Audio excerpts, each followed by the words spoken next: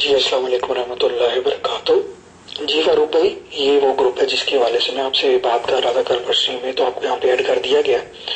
تو میں تھوڑا سا تعارف کرا دوں، شاید میں نے پہلے بھی آپ کو بتایا ہو، یہاں پہ ہمارے ایک بھائی ہیں غلام نبی نوری، تو ماشاءاللہ بہت پیارے بھائی ہیں، ان کے ساتھ میں مل کر ختم نبوت کے اوپر کام کر رہا ہوں، اور الحمدللہ یہ بھائی ماشاءاللہ بہت عرصے سے ختم نبوت پلیٹ فارم پہ قادیانیوں کا رد کر رہے ہیں، اور ماشاءاللہ بہت اچھے انداز سے فیس بک پہ بھی ان کا ماشاءاللہ اکاؤنٹ ہے، اور اس کے علاوہ ایک ان کا گروپ بھی ہے، تو اسی گروپ میں اس گروپ میں بھی میں ایڈ ہوں، جس پہ ہم الحمدللہ مل کر ختم نبوت کے اوپر بات کر رہے ہیں۔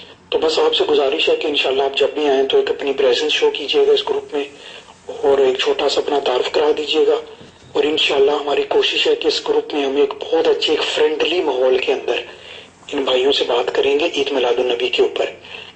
اور ان بھائی کا یہ کہنا تھا کہ ان کے جو مناظر ہیں مفتی امجد رضوی، جن کو ماشاءاللہ آپ بھی جانتے ہیں، اس کے علاوہ حنیف قریشی اور ایک اور ہیں محمد دین سیالوی صاحب، تو یہ بھی مصروف ہے آج کل اس میں عید میلاد النبی کے جلسوں کے اندر، تو جیسے وہ انشاءاللہ وہاں سے اس کے بعد صحابی تبع تابعین میں، پھر اس کے بعد آئمہ میں، چاروں آئمہ کو اگر ہم دیکھیں جن کے نام پہ آج فقہ ہے، امام ابو حنیفہ رحمۃ اللہ علیہ، امام مالک، امام شافعی، امام احمد بن حنبل، کیا ان چاروں سے عید میلاد النبی کا کوئی ہمیں ثبوت ملتا ہے؟ یہاں سے میرے خیال میں ہمیں بات کرنی چاہیے۔ سب سے پہلے کوشش کیجیے گا کہ آپ قرآن پاک کی، اگر آپ سمجھتے ہیں کہ عید میلاد النبی کے حوالے سے اگر ہمیں کوئی ریفرنس ملتی ہے تو آپ اس کو پیش کیجیے، اور اس چیز کا ضرور خیال کیجیے گا کہ بات بے شک جتنی لمبی ہوتی ہے، ویسے بھی آپ نے جیسا کہ فرمایا کہ بھی آپ کے پاس ٹائم ہے، آپ کے جو مشائخ ہیں وہ بزی ہیں، تو اس میں بار بس کوشش ہم نے یہ کرنی ہے کہ جو بھی کریں ایک دلائل کے ساتھ کریں، ٹھیک ہے، ہوا میں تیر نہ چلے، تو اس میں بے شک ٹائم لگے، تو سب سے پہلے آپ کوشش کیجیے گا قرآن کی جو بھی آیت اپنے موقف پہ رکھیں گے، اس سے یہ بات بھی نظر آنی چاہیے کہ جتنے بھی محقق اور جتنے بھی جن علماء نے اور محدثین نے تفسیر لکھی ہے، انہوں نے بھی اس قرآن کی آیت سے وہی مطلب لیا، تو اس کو مد نظر رکھتے ہوئے اگر آپ سمجھتے ہیں کہ ہمیں عید میلاد النبی کے حوالے سے قرآن میں کوئی نشانی یا قرآن میں کوئی آیت ملتی ہے تو اس کو پیش کیجیے گا، یا نبی صلی اللہ علیہ وسلم کی حدیث سے پیش کریں یا صحابہ سے۔ ہمارے لیے جیسے قرآن اور حدیث حجت ہے، اسی طرح صحابہ کی بات بھی حجت ہے۔ اور اگر ہم یہ کہیں کہ نہیں جی ہمیں نبی صلی اللہ علیہ وسلم سے تو پیار ہے، نعوذ باللہ صحابہ کی زندگی میں بھی یہ دن آیا، تو پھر ہم نے دیکھنا پڑے گا اگر قرآن حدیث سے ہمیں اس چیز کی دلیل نہیں ملتی تو کیا صحابہ نے یہ دن بنایا؟ تو ان ساری چیزوں کو مد نظر رکھتے ہوئے آپ اللہ کا نام لے کر اس کی شروعات کریں، اور انشاءاللہ پھر ایک ایک کر کے ہم اس کے اوپر ڈیبیٹ کریں گے کہ کلپ آپ کی طرف سے آئے تو ہماری طرف سے آئے، تو پھر بات سمجھ میں آئے۔ ورحمۃ اللہ وبرکاتہ۔ اور وہ کلپ میں ایک بات میں مس کر گیا تھا، اور اس میں یہ بھی بیان کیجیے گا اگر قرآن سے ایک مسئلہ نہ ملے، نبی صلی اللہ علیہ وسلم کی حدیث سے نہ ملے، صحابہ کی زندگی سے نہ ملے، تو کیا اس کے اوپر آج جو امت ہے نبی صلی اللہ علیہ وسلم کی، کیا اس عید میلاد النبی کے اوپر کیا امت کا اجماع ہے؟ تو یہ بھی ذرا کلیئر کر کے آپ بتائیے گا۔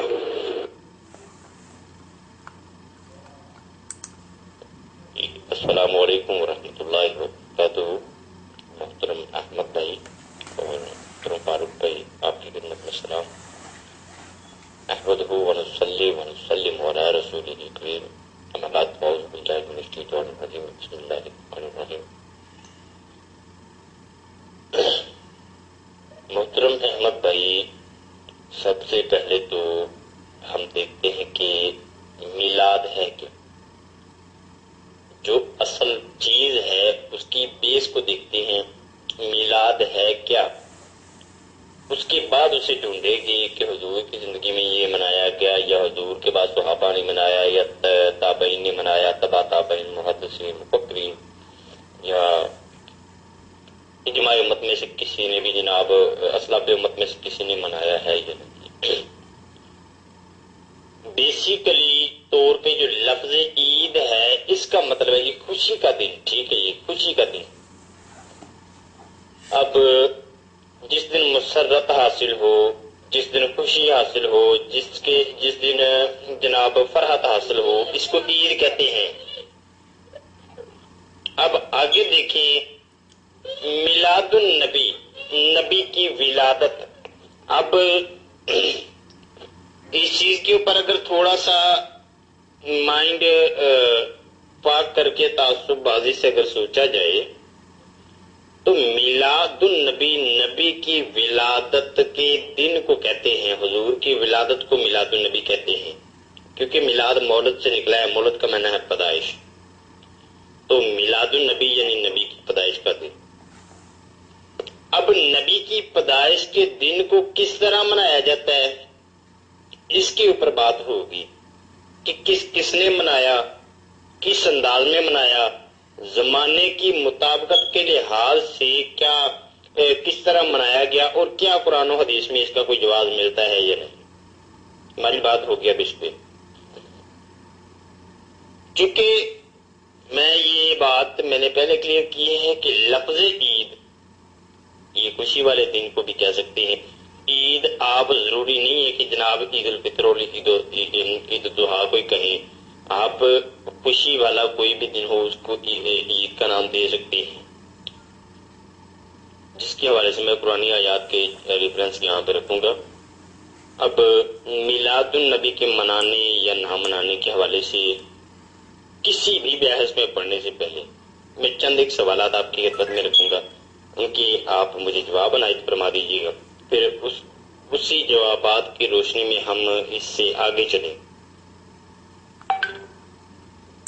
علیکم ورحمۃ اللہ وبرکاتہ۔ جزاکم اللہ خیر احمد بھائی، ابھی آپ کے میسیجز کچھ ملے، اللہ تعالیٰ سب کو دین کو سمجھنے کی اور اس پر عمل کرنے کی توفیق عطا فرمائے۔ نوری صاحب شاید لکھا ہوا ہے رپورٹر پہ، انہوں نے ایک سوال کیا، کیا کسی بھی شے کے حلال اور حرام ہونے کے لیے شریعت میں کوئی قانون نہیں ہے؟ بالکل، حلال اور حرام ہونے کے شریعت میں قانون تو ہیں، لیکن جو کام آپ کرتے ہیں پہلے تو آپ اس کی وضاحت کریں گے تو پھر اس کے اوپر حکم لگے گا نا کہ وہ حلال ہے یا حرام۔ اب ایک چیز ہے، جب آپ کو اس چیز کے بارے میں پتہ ہی نہیں ہے، مجھے اس چیز کے بارے میں پتہ ہی نہیں ہے، تو اس کے اوپر ہم حکم کیسے لگائیں گے وہ حلال ہے یا حرام؟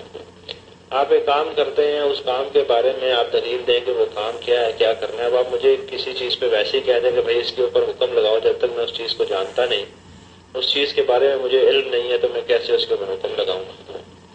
تو تھوڑی سی وضاحت فرمائیں اپنی، یہ جو آپ عید میلاد النبی کے تعلق کے بارے میں کہہ رہے ہیں کہ عید میلاد النبی کیا ہے، اس کا کیا حکم ہے، اس کی شرعی میں کیا حیثیت ہے، تاکہ شریعت میں اس کی حیثیت کا پتہ چلے تو پھر اس کے اوپر حکم لگے گا کہ یہ حلال ہے یا حرام ہے، یہ کیا چیز ہے۔ ذرا اس کی وضاحت فرما دیں کہ آپ یہ جو عمل کرتے ہیں اس کی شریعت میں کیا حیثیت ہے، کیا مقام ہے، کیا حکم ہے اس کے بارے میں، اس کی تھوڑا وضاحت۔ جی السلام علیکم ورحمۃ اللہ وبرکاتہ۔ جی محمد عمر صاحب آپ کو خوش آمدید کہتے ہیں۔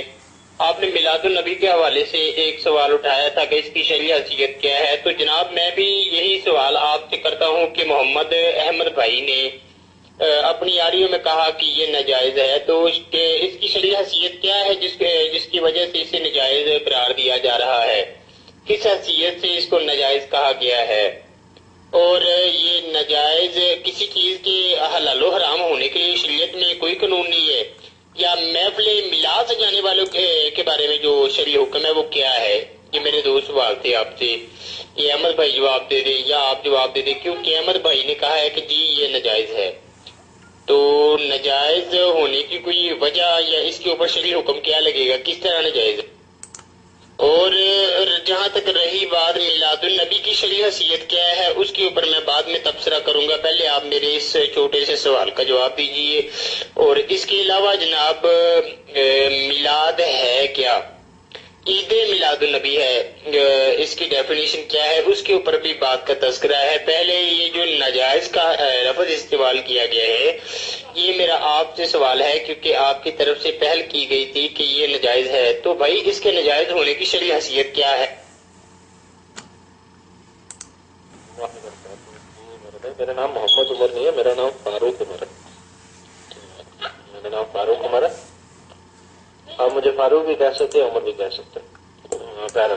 باقی بات رہے گی کہ آپ نے جو بات کی ہے کہ یہ ناجائز ہے یا جائز ہے، شرعی حکم کیا ہے اس کے اوپر؟ ناجائز ہے تو کس حدیث کے تعلق سے ناجائز ہے، اور یہ محفل میلاد منانا ہی کیوں ناجائز ہے؟ تو میرے بھائی آپ سے میں نے وہی تو پوچھا ہے کہ آپ مجھے بتائیں کہ آپ جو یہ کام کر رہے ہیں، اب شریعت میں کام کرنے کے لیے شریعت کا حکم چاہیے نا، اب آپ کوئی بھی عبادت کریں گے تو عبادت کا تو حکم ہے، عبادت کا تو حکم چاہیے، تو آپ کس حکم کے تعلق سے یہ عبادت کرتے ہیں؟ آپ کے نزدیک اس عبادت کی کیا حیثیت ہے، کیا مقام ہے، اس کا کیا ہے؟ محفل میلاد آپ کہہ رہے ہیں یا عید میلاد النبی، جو بھی آپ کہہ رہے ہیں، جو بھی آپ اس کو مانتے ہیں، محفل میلاد کو یا عید میلاد النبی کو، اس کی طرح وضاحت فرمائیے کہ شریعت میں اس کا کیا حکم ہے، کہ یہ آپ کے نزدیک یہ فرض ہے، یہ واجب ہے، یہ سنت ہے، اس کا کیا حکم ہے، کیا دلیل ہے آپ کے پاس؟ وہ وضاحت کرے، پھر انشاءاللہ جو ہمارا اس کے اوپر، ہم اس کو ناجائز کہتے ہیں یا ہم اس کو حلال کہتے ہیں یا ہم اس کو حرام کہتے ہیں، ہم اس کو بدعت کہتے ہیں، بدعت شرکیہ کہتے ہیں، بدعت کفریہ کہتے ہیں، ٹھیک ہے، کیا کہتے ہیں انشاءاللہ، بدعت صغریٰ کہتے ہیں یا کبریٰ کہتے ہیں، وہ ہم آپ کو بیان کریں گے۔ لیکن ابھی کسی چیز کی بھی حیثیت بیان ہونے کے لیے دیکھیے، ابھی میں آپ سے پوچھتا ہوں کہ پیاز آپ کے نزدیک پیاز کا شرعی حکم کیا ہے، تو آپ مجھے بتائیں گے پیاز حلال ہے، تو پھر اس کے اوپر میں آپ کو حکم بتاتا ہے پیاز حلال ہے یا حرام ہے، اس کی کیا حیثیت ہے قرآن اور حدیث میں، اس کا کیا حکم ہے۔ اب ایک چیز ہے آپ محفل میلاد کہہ رہے ہیں، عید میلاد النبی کہہ رہے ہیں، آپ شریعت کا اس میں کیا حکم ہے، آپ مجھے ذرا ایسی وضاحت فرما دیں۔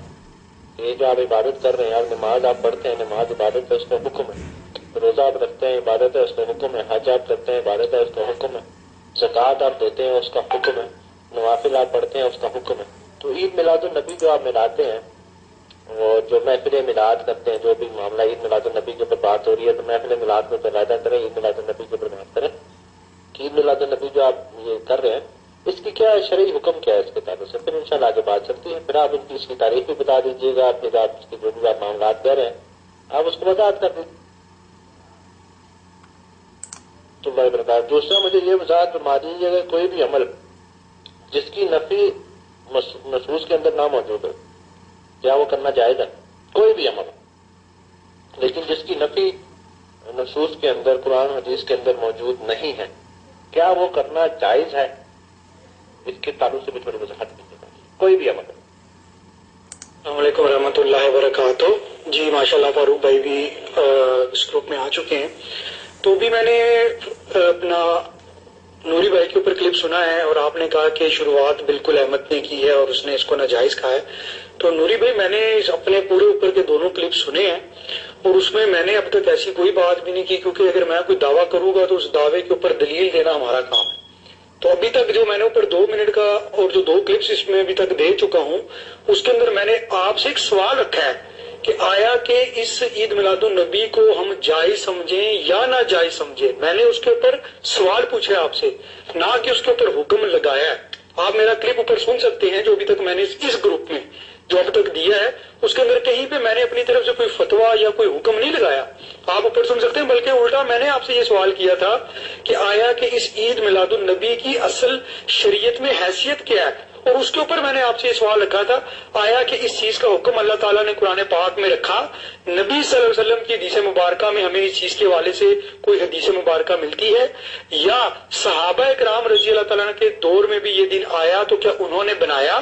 اور اس کے بعد میں نے پھر یہ سوال رکھا تھا کہ چاروں ائمہ جن کے نام پہ فقہ ہے، ان میں سے کسی ایک نے یہ دن بنایا ہو یا اس کے حوالے سے کچھ فرمایا ہو؟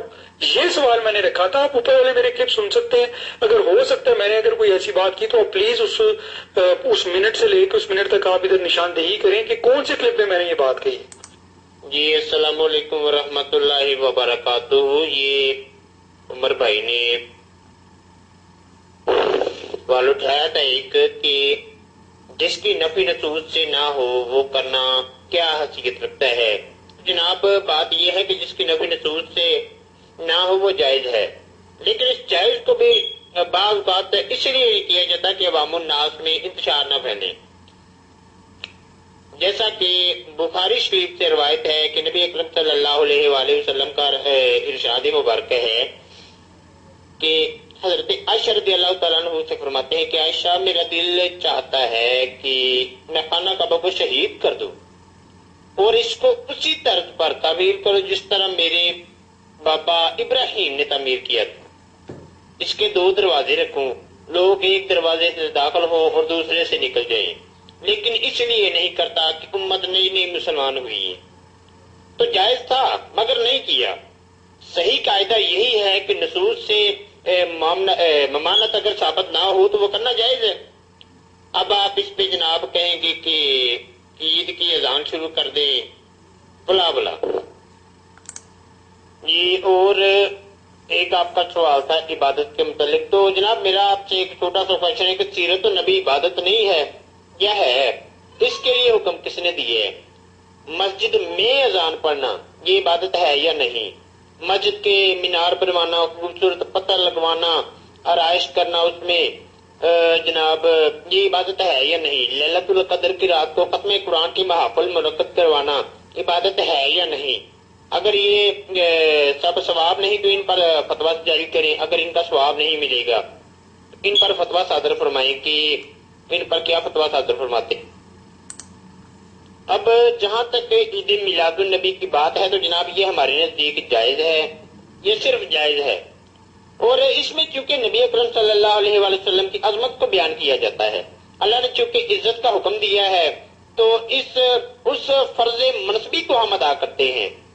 اللہ نے آپ سے محبت اور آپ کی عزت کرنے کا حکم دیا ہے تو اطاعت کا بیان ہم محافل میں اطاعت کا جو بیان ہے وہ ہم محفل میلاد میں کرتے ہیں.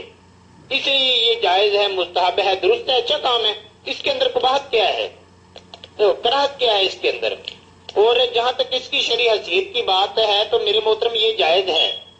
وہی شرعی حیثیت ہے جو سیرت النبی کی شرعی حیثیت ہے، وہی شرعی حیثیت ہے جو مسجد میں اذان کہنے کی شرعی حیثیت. السلام علیکم ورحمۃ اللہ وبرکاتہ. جی نوری بھائی، میں نے بھی آپ کے سارے کلپ ابھی سنے ہیں، تو اس میں ٹھیک ہے آپ نے اپنا ایک موقف تو بیان کر دیا ہے، لیکن دیکھیں آپ نے اپنے موقف پہ اب تک کوئی شرعی دلیل ہمیں نہیں دی، نہ تو قرآن سے، نہ تو نبی صلی اللہ علیہ وسلم کی حدیث مبارکہ سے، اور نہ ہی چاروں ائمہ سے، جس کے بارے میں میں نے آپ سے سوال کیا تھا. اب آپ دیکھیں جو اس کے اوپر موقف بیان کر رہے ہیں، پر آپ نے جیسا کہ کہا کہ جی نبی صلی اللہ علیہ وسلم کی جو پیدائش ہے وہ شرک کا خاتمہ کرتی ہے، تو نعوذ باللہ اس کا مطلب ہے جب اللہ تعالیٰ نے قرآن میں کہا کہ اللہ تعالیٰ نے اس دین کو مکمل کر دیا، تو دین کو مکمل کرنے کے بعد پھر اللہ تعالیٰ نے قرآن میں ایسی آیت عید میلاد النبی کے حوالے سے کیوں نہیں اتاری؟ غلام نبی بھائی، آپ نے جیسا کہ فرمایا کہ جی اب عید میلاد النبی کے اوپر جو یہاں پہ محفلیں ہوتی ہیں اور اس کے اندر نبی صلی اللہ علیہ وسلم کی تعریف بیان کی جاتی ہے، اس میں کون سی ایسی خباثت ہے؟ ٹھیک ہے، مطلب اس میں کون سی ایسی چیز ہے کہ مطلب جو اسلام کے مطلب عقائد کی نفی کرتی ہو؟ پھر اس کے اوپر آپ نے ایک نبی صلی اللہ علیہ وسلم کی بخاری کی حدیث بھی رکھی کہ جب خانہ کعبہ کی تعمیر کے حوالے سے کہ میں اسے توڑ دوں لیکن امت کے اندر ایک قسم کا اختلاف نہ پیدا ہو جائے، تو اس کو اسی چیز میں نبی صلی اللہ علیہ وسلم نے حکمت جانی اور وہ ایسا کام نہیں کیا. وہ بات آپ کی بالکل صحیح، لیکن ہم یہ کہتے ہیں کہ جو دن آج آپ لوگ بناتے ہیں نبی صلی اللہ علیہ وسلم کی وفات کے حوالے سے، اس کی دلیل کہاں پہ ہے؟ مطلب نہ تو اس کی دلیل ہمیں قرآن میں مل رہی ہے، نہ نبی صلی اللہ علیہ وسلم کی حدیث میں مل رہی ہے، نہ چاروں ائمہ سے مل رہی ہے. اور یہ تو اگر اس دن کی اگر آپ حقیقت دیکھیں جو ہمیں تاریخ کے واقعات سے جو ملتی ہے، وہ تو ملتی ہے کہ یہ تو اس کو بیان کرنے والے سب سے پہلے شیعوں کا ایک بادشاہ تھا، اور ایون بر صغیر کے اندر 1934 سے پہلے یہ دن یوم وفات کے نام سے بنایا جاتا تھا. اور دوسرا میں کہوں گا کہ آپ نے کہا نا کہ اس دن کے حوالے سے ویسے تو عبادت ہی کی جاتی ہے، تو عبادت کرنا کون سا گناہ ہے؟ تو میں اس عرض میں آپ کو ایک حدیث پیش کروں گا. اس حدیث کا مفہوم میں فی الحال آپ کو آڈیو میں تھوڑا سا بیان کر دیتا ہوں، جس کے اندر صحابہ نے ایک دفعہ وہ لکڑیوں کے اوپر سبحان اللہ الحمدللہ وغیرہ پڑھے تھے، لیکن اس کی اصل جو تھی وہ دین کے اندر نہیں تھی اور اس چیز سے منع کیا گیا. اس کی دلیل حدیث کی میں بھی انشاءاللہ آپ کو پیش کرتا ہوں. السلام علیکم ورحمۃ اللہ وبرکاتہ. یہ حدیث پیش کی گئی ہے جو سندن صحیح ہے، امام دارمی بیان کرتے ہیں کہ انہوں نے بیان کیا کہ ہم نماز فجر سے پہلے عبداللہ بن مسعود رضی اللہ تعالیٰ عنہ کے دروازے پر بیٹھ جاتے اور جب وہ گھر سے نکلتے تو ان کے ساتھ مسجد روانہ ہوتے. ایک دن کا واقعہ ہے کہ ابو موسیٰ اشعری رضی اللہ تعالیٰ عنہ آئے اور کہا کیا ابو عبد الرحمن عبداللہ بن مسعود رضی اللہ عنہ نکلے؟ نہیں. ہم نے جواب دیا نہیں. یہ سن کر وہ بھی ساتھ بیٹھ گئے یہاں تک کہ ابن مسعود رضی اللہ تعالیٰ عنہ باہر نکلے اور ہم سب ان کی طرف کھڑے ہو گئے. تو ابو موسیٰ اشعری رضی اللہ تعالیٰ عنہ نے ان سے مخاطب ہو کر کہا کہ اے ابو عبد الرحمن، میں ابھی مسجد میں ایک نئی بات دیکھ کر آ رہا ہوں، حالانکہ جو بات میں نے دیکھی وہ الحمدللہ خیر ہی ہے. ابن مسعود رضی اللہ تعالیٰ عنہ نے کہا کہ وہ کون سی بات ہے؟ ابو موسیٰ اشعری رضی اللہ تعالیٰ نے کہا کہ اگر زندگی رہی تو آپ بھی دیکھ لیں گے. کہا وہ یہ بات ہے کہ کچھ لوگ نماز کے انتظار میں مسجد کے اندر حلقہ بنائے بیٹھے ہیں. ان سب کے ہاتھوں میں کنکریاں ہیں اور وہ ہر حلقے میں ایک آدمی متعین ہے جو اس سے کہتا ہے کہ 100 بار اللہ اکبر کہو، تو سب لوگ 100 بار اللہ اکبر کہتے ہیں۔ پھر دوسری بار دوسرا آدمی کہتا ہے کہ 100 بار لا الہ الا اللہ کہو، تو سب آدمی 100 بار لا الہ الا اللہ کہتے ہیں۔ پھر کہتا ہے کہ 100 بار سبحان اللہ کہو، تو سب 100 بار سبحان اللہ کہتے ہیں۔ ابن مسعود رضی اللہ تعالیٰ عنہ نے کہا کہ پھر آپ نے ان سے کیا کہا؟ ابو موسیٰ اشعری رضی اللہ تعالیٰ عنہ نے جواب دیا کہ آپ کی رائے کے انتظار میں نے ان سے کچھ نہیں کہا۔ ابن مسعود رضی اللہ تعالیٰ عنہ نے فرمایا کہ آپ نے ان سے یہ کیوں نہیں کہہ دیا کہ اپنے اپنے گناہ شمار کرو، اور پھر اس بات کا ذمہ لے لیتے کہ ان کے کوئی نیکی بھی ضائع نہیں ہوگی۔ یہ کہہ کر ابن مسعود رضی اللہ تعالیٰ عنہ مسجد کی طرف روانہ ہوئے اور ہم بھی ان کے ساتھ چل پڑے۔ مسجد پہنچ کر ابن مسعود رضی اللہ تعالیٰ عنہ نے حلقوں میں سے ایک حلقے کے پاس کھڑے ہو کر فرمایا، تم لوگ کیا کر رہے ہو؟ تو ان حلقے والوں نے کہا کہ یہ کنکریاں ہیں جنہیں پر ہم تسبیح اور تحلیل کر رہے ہیں۔ ابن مسعود رضی اللہ تعالیٰ نے فرمایا کہ اس کی بجائے تم اپنے اپنے گناہ شمار کرو، اور میں اس بات کا ذمہ لیتا ہوں کہ تمہاری کوئی نیکی بھی ضائع نہیں ہوگی۔ تمہاری خرابی ہے اے امت محمدیہ صلی اللہ علیہ وسلم۔ ابھی تو ہمارے نبی صلی اللہ علیہ وسلم کے اصحاب کثیر تعداد میں موجود ہیں۔ آپ صلی اللہ علیہ وسلم کے چھوڑے ہوئے کپڑے نہیں پھٹے، آپ صلی اللہ علیہ وسلم کے برتن نہیں ٹوٹے، اور تم اتنی جلدی ہلاکت کا شکار ہو رہے ہو۔ قسم ہے اس ذات کی جس کے ہاتھ میں میری جان ہے، یا تم ایسی شریعت پر چل رہے ہو جو نبی صلی اللہ علیہ وسلم کی شریعت ہے نہیں ہے، نعوذ باللہ، بہتر ہے یہ گمراہی ہے۔ یعنی ابن مسعود رضی اللہ تعالیٰ عنہ جو وہ نیک کام کر رہے تھے، جن کو بریلوی جیسے کہتے ہیں کہ بدعت حسنہ نیک کام کر رہے تھے، کہ کنکریوں کے اوپر وہ 100 بار الحمدللہ، 100 بار اللہ اکبر، 100 بار لا الہ الا اللہ پڑھ رہے تھے۔ لیکن ابن مسعود رضی اللہ تعالیٰ نے دیکھا تو انہوں نے کہا کہ اللہ کی قسم تم نبی صلی اللہ علیہ وسلم کی شریعت پر نہیں ہو، یا تم اس چیز پہ چل رہے ہو جس کا نبی صلی اللہ علیہ وسلم نے حکم نہیں دیا، تو وہ کام جو نبی صلی اللہ علیہ وسلم سے ثابت نہیں ہے وہ کام مردود ہے۔ صحیح مسلم کی حدیث ہے، انشاءاللہ آگے بیان ہوگی۔ رحمۃ اللہ وبرکاتہ۔ جی میں نے وہ بھی آپ کا وہ دیکھا ہے، کیا نام ہے، آپ نے وہ ریٹرن میسج لکھا تھا، اس کے اندر بھائی جان ایک ہی ہمارا مین اب تک آپ سے سوال ہے، اور وہ یہ ہے کہ اس عید میلاد النبی کی شرعی حیثیت جو ہے وہ قرآن سے یا نبی صلی اللہ علیہ وسلم کی حدیث مبارکہ سے، ٹھیک ہے، یا صحابہ سے، یا چاروں ائمہ میں سے کسی سے ہمیں ثابت کر، بس یہ ہمارا مین سوال ہے۔ جی السلام علیکم ورحمۃ اللہ وبرکاتہ۔ جی احمد بھائی، فرسٹ آف آل تو آپ کا ایک سوال تھا کہ آپ نے کہا کہ اگر حضور کی پیدائش شرک کا خاتمہ کرتی ہے تو اللہ نے حضور کی پیدائش پہ ایسی آیت کیوں نہیں اتاری؟ ٹھیک ہے، فرسٹ آف آل آپ میرا جناب سوال نہیں سمجھے۔ میں کہتا ہوں کہ حضور کی میلاد النبی جو لفظ ہے نا، وہ ہے جناب حضور کی ولادت، میلاد النبی حضور کی پیدائش۔ تو دیکھیں نا، عیسیٰ علیہ الصلوۃ والسلام پیدا ہوئے، لوگوں نے جناب جو منافق تھے انہوں نے جناب شروع کر دیا طنز بازی شروع کر دی، یہ اللہ کے بیٹے، اور کفریات بکنا شروع کر دیا۔ اب کوئی بندہ اٹھ کے کہہ دے جناب قرآن پاک سے، کوئی غیر مذہبی کا لگا لے، کوئی اٹھ کے کہہ دیتا ہے کہ آپ کے قرآن سے آپ کے نبی کے پیدا ہونے کی دلیل ہی نہیں، تو جناب آپ کیسے کہتے ہیں کہ آپ کا نبی پیدا ہوا ہے؟ تو آپ اگر نبی کے میلاد یعنی حضور کی ولادت کے تذکرے نہ سنائیں گے، حضور کی ولادت کو ثابت نہ کر سکیں گے، تو قطعی طور پہ آپ اس کو جواب نہیں دے سکیں گے۔ یہ ہے جی میلاد النبی، نبی کا میلاد، نبی کی پیدائش کا تذکرہ۔ میں نے اس بارے میں ذکر کیا ہے، آپ شاید سمجھے غلط۔ رحمۃ اللہ وبرکاتہ۔ ابھی احمد بھی بات کر رہے ہیں تو بہتر نہیں ہے کہ میں بھی بیچ میں بات کروں، پھر دو اور ایک کا معاملہ ہو جائے گا۔ بہرحال جو میں نے آپ سے سوال کیا تھا وہ سوال ابھی میں اس پہ مطمئن نہیں ہوں جو آپ نے جواب دیا ہے کہ جو کام قرآن و حدیث میں نہیں ہے عبادت کے تعلق سے وہ جائز ہے کرنا، کیا عبادت کی بات کروں؟ جو عمل قرآن و حدیث میں نہ ہو وہ جائز ہے کرنا عبادت کی نیت سے کرنے کے لیے۔ اور اس کے اوپر آپ نے دلیل دی صحیح بخاری کی حضرت عائشہ صدیقہ رضی اللہ تعالیٰ عنہ کے تعلق سے، تو میرے بھائی وہ دلیل یہاں پر آپ نے کہاں فٹ کر دی؟ تو اگر آپ اس کی تفسیر پڑھیں تو نبی صلی اللہ علیہ حضرت ابراہیم علیہ السلام نے جو کعبہ بنایا تھا، وہ حتیم جو آج ہے وہ بھی کعبہ کے اندر آتا تھا، اور ان کا جو بنانے کا طریقہ تھا انہوں نے 2 دروازوں کے ساتھ بنایا تھا۔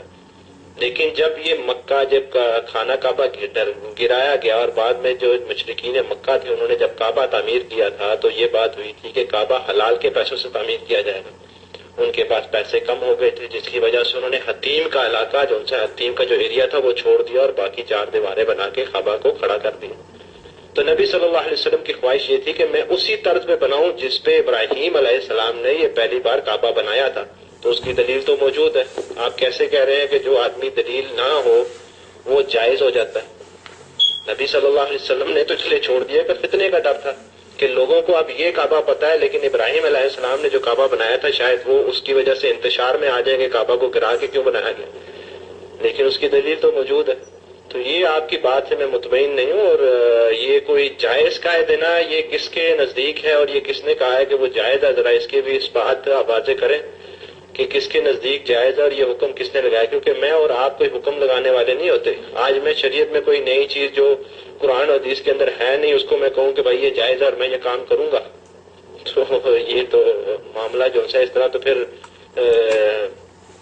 جو معاملہ ہے وہ خراب ہو جائے گا کہ 3 لوگ اپنی مرضی سے بنائیں گے اور اپنے طریقے سے چلائیں گے. ذرا اس کو وضاحت کیجئے گا جب آپ کے پاس ٹائم ہو. ابھی آپ احمد بھائی سے بات کر لیں لیکن میں آپ کے جواب پہ مطمئن نہیں ہوں اور میں نے آپ کے جواب کے اوپر اپنی رائے پیش کر دی ہے اور دلیل بھی پیش کر دی ہے کہ جو آپ نے دلیل لگائی حضرت عائشہ صدیقہ رضی اللہ عنہا والی وہ غلط ہے. جی محترم، آپ نے اس کے بعد ایک اور بڑی آڈیو ارشاد فرمائی جس کے اندر آپ نے جناب میلاد النبی کے حوالے سے بات کی. تو پہلی بات تو یہ ہے کہ میرے محترم میلاد النبی نبی اکرم صلی اللہ علیہ وآلہ وسلم کی جو پیدائش کا تذکرہ ہے یہ آپ کہاں سے آپ نے ہسٹری لی؟ یہ کون سی ہسٹری ہے جس کے اندر لکھا ہوا کہ جناب یہ شیعہ نے شروع کیا؟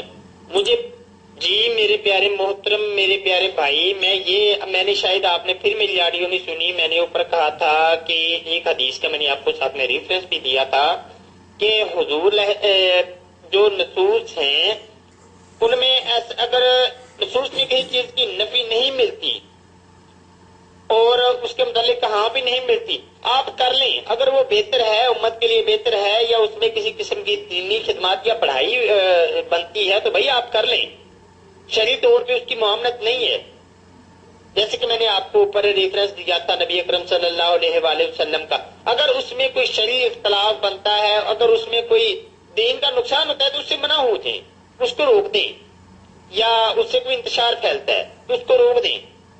اسی طرح میلاد النبی کے حوالے سے میں نے آپ کو عقلی طور پہ یہ ایک دلیل دی ہے کہ میلاد النبی صلی اللہ علیہ وآلہ وسلم میں حضور علیہ الصلوۃ والسلام کے آمد والے دن لوگوں کو بتایا جاتا ہے کہ حضور علیہ الصلوۃ والسلام اس طرح آپ کا دنیا میں تشریف آوری ہوئی، یہ آپ کے معجزات رونما ہوئے، یہ آپ کی زندگی کے واقعات ہیں، یہ آپ کے کردار و عزت ہے.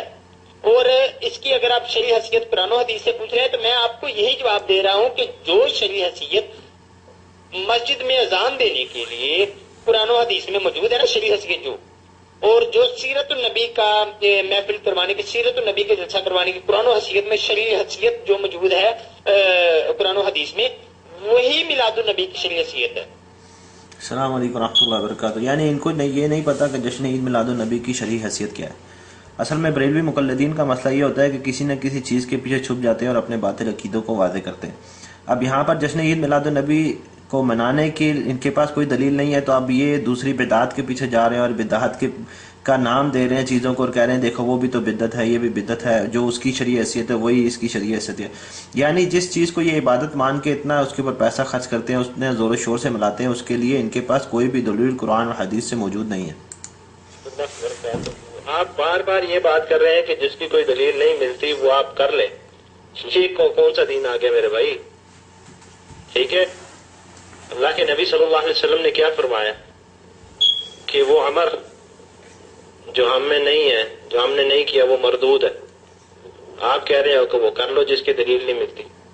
تو یہ بات ذرا اس کی وضاحت کیجئے. یہ کس نے آپ کو یہ آپ نے جو دلیل دے رہے ہیں اس کی ذرا وضاحت کیجئے، دلیل نکالیے اور یہ دلیل دیں کہ جو عمل نہیں کیا گیا اس کو کر لیں اور اس سے کوئی فرق نہیں پڑتا ہے. اس کی ذرا قرآن و سنت سے اس کی دلائل دیجیے اور دلیل کے ساتھ بات کریں. ایسے صرف باتیں کرنے کا کوئی فائدہ نہیں جب تک دلیل نہیں ہوگی.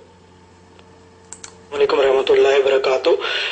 جی غلام نبی بھائی، آپ بتا رہے تھے وہ شیعہ کے حوالے سے جو میں نے ایک ریفرنس پیش کیا۔ سب سے پہلے تو میں آپ کو یہ بتا دوں، شاید پہلے بھی آپ کو بتایا تھا کہ میں فیس بک یوز نہیں کرتا، اور نہ ہی میں کبھی فیس بک سے کوئی حوالہ جات اٹھاتا ہوں، میری عادت نہیں ہے، میں نہ مجھے فیس بک صحیح، اصل بات تو یہ ہے کہ مجھے یوز بھی نہیں کرنے آتا فیس بک، اور نہ میرا فیس بک پہ میں کوئی اپنا آئی ڈی وہاں پہ چلا رہا ہوں۔ تو دوسری بات انشاءاللہ دیکھیں، میں آپ کو یہی پوچھ رہا ہوں نا کہ آپ جو بار بار بتا رہے ہیں کہ قرآن و حدیث کے حوالے سے آپ نے جس طرح اذان کی بات کی کہ اس کی جو ہمیں شرعی حیثیت ملتی ہے، تو میں یہی تو پوچھ رہا ہوں کہ اس عید میلاد النبی کی کیا شرعی حیثیت ہمیں قرآن حدیث میں مل رہی ہے، وہ آپ ذرا بیان کریں۔ اور آپ دیکھیں جو بتا رہے ہیں کہ جی اس دن محفلیں کی جاتی، نبی صلی اللہ علیہ وسلم کی تعریف بیان کی جاتی، اس کا کون قائل نہیں ہے، لیکن ایک دن کو فکس کر دینا، اور وہ بھی 12 ربیع الاول کے دن کو فکس کر کے اسی دن بنانا، جیسے عیسائی حضرت عیسیٰ علیہ السلام کا 25 دن فکس کر کے بناتے ہیں، اور مسلمان نبی صلی اللہ علیہ وسلم کا دن فکس کر کے 12 ربیع الاول بنائے، اس کی حیثیت کیا؟ جبکہ اس کے حوالے سے میں آپ کو 2 حدیثیں بھی پیش کرتا ہوں، ان کی انشاءاللہ دلیل بھی پیش کروں گا کہ اللہ کے نبی صلی اللہ علیہ وسلم نے فرمایا کہ یہود و نصارہ کی مخالفت کرو، ان کی مشابہت مت اختیار کرو، اور دوسری حدیث میں اللہ کے نبی صلی اللہ علیہ وسلم نے یہ فرمایا کہ جیسے عیسیٰ ابن مریم کا عیسائیوں نے ان کو اپنا خدا کا بیٹا بنا لیا، تم بھی میرا رتبہ اتنا نہ بڑھا دو، مطلب اللہ کے نبی کی شان میں اتنا غلو مت کر جاؤ جیسے عیسیٰ ابن مریم کی عیسائیوں نے کر دی۔ ہم یہ کہتے ہیں کہ عید میلاد النبی کے حوالے سے جو اللہ کے نبی صلی اللہ علیہ وسلم کی تعریف بیان کی جاتی ہے اس کا کون قائل نہیں ہے؟ ہم تو اس شخص کو مسلمان نہیں سمجھتے جو نبی صلی اللہ علیہ وسلم کو آخری نبی اور نبی صلی اللہ علیہ وسلم کی تعریف بیان نہ کرے، کیونکہ قرآن پاک میں اللہ تعالیٰ نے بیان کر دیا کہ تم تب تک مومن ہی نہیں ہو سکتے جب تک کہ تم اپنے ماں باپ والدین سب سے بڑھ کے اللہ کے نبی سے محبت نہ کر لو۔ لیکن محبت کا اظہار جو آپ عید میلاد النبی کے موقع پر کرتے ہیں، کیا یہ محبت صحابہ کو نہیں تھی؟ کیا یہ محبت ائمہ مجتہد کو نہیں تھی؟ کیا یہ دن انہوں نے بنایا؟ یہ ہمارا مین سوال ہے کہ اس کی شرعی حیثیت قرآن اور حدیث سے اگر نہیں ملتی تو قرآن اور حدیث کے بعد جو صحابہ تھے، تبع تابعین تھے، جو محدثین تھے، جو چاروں ائمہ تھے، انہوں نے یہ دن کیوں نہیں بنایا؟ اگر بنایا تو اس کی دلیل آپ پیش کر دیں۔ صحیح بخاری حدیث نمبر 3445 کہ حضرت ابن عباس رضی اللہ تعالیٰ عنہ انہوں نے فرمایا کہ انہوں نے عمر فاروق رضی اللہ تعالیٰ سے کو منبر پر یہ کہتے ہوئے سنا تھا کہ نبی صلی اللہ علیہ وسلم سے سنا کہ آپ نے فرمایا مجھے میرے مرتبے سے زیادہ نہ بڑھاؤ، جیسے عیسیٰ ابن مریم علیہ السلام کو نصارہ نے ان کے رتبے سے زیادہ بڑھا دیا ہے۔ میں تو صرف اللہ کا بندہ ہوں، اس لیے یہی کہا کرو کہ میں اللہ کا بندہ اور اس کا رسول ہوں۔ یہ صحیح بخاری کی حدیث ہے۔ دوسری حدیث جو پیش کی وہ سنن ابی داؤد 4016 نمبر، حضرت ابن عمر رضی اللہ تعالیٰ سے روایت ہے کہ نبی کریم صلی اللہ علیہ وسلم نے فرمایا جس شخص نے کسی قوم کی مشابہت اختیار کی کھانے پینے، لباس، رہن سہن میں، تو وہ انہی میں سے ہوگا، قیامت میں ان کے ساتھ حشر ہوگا۔ تیسری روایت جو بدعت کے تعلق سے پیش کرتے ہیں صحیح مسلم کی ہے، حضرت عائشہ صدیقہ رضی اللہ تعالیٰ سے روایت ہے کہ رسول اللہ صلی اللہ علیہ وسلم نے فرمایا کہ جس نے کوئی ایسا عمل کیا جس پر ہماری مہر نہیں تو وہ رد کیا گیا ہے، بلکہ اس کے جو الفاظ ہیں وہ مردود ہے۔ یہ صحیح مسلم کی حدیث ہے۔ لیکن آپ یہ دیکھیں گے کہ بریلوی حضرات صرف اپنی جشن عید میلاد النبی کو منانے کے جواز میں کوئی دلیل نہیں دے سکے، صرف ادھر ادھر کی باتیں کر رہے ہیں۔ پہلے تو جناب یہ عمر صاحب نے کہا کہ آپ بار بار کہہ رہے ہیں کہ جناب دین میں اگر جس کی دلیل نہ ملے اس کو کر لو، کوئی حرج نہیں ہے، ایسے لوگ علیحدہ دین بنانے کے۔ تو میرے بھائی میں نے آپ کو یہ نہیں کہا کہ جس کی دلیل نہ ملے وہ کام کر لے، میں نے آپ کو نصوص کے حوالے سے یہ ایک مثال دی تھی کہ جس چیز کی نفی نہ ملے وہ جائز ہے، لیکن بعض اوقات نہیں بھی کی جاتی کیونکہ امت میں انتشار پھیلتا ہے، امت میں انتشار ہوتا ہے۔ لیکن جہاں تک ایسی کوئی چیز جس سے امت کا فائدہ ہو یا اسلام کا نام بلند ہو یا اسلام کی بہتری ہو یا اسلام کو کوئی فائدہ پہنچے وہ کر لیں، وہ بہتر ہے، اس میں کس قسم کی ممانت ہے؟ یہ بات میں نے آپ کے سامنے رکھی ہے، شاید آپ میری وہ آڈیو آپ نے نہیں سنی۔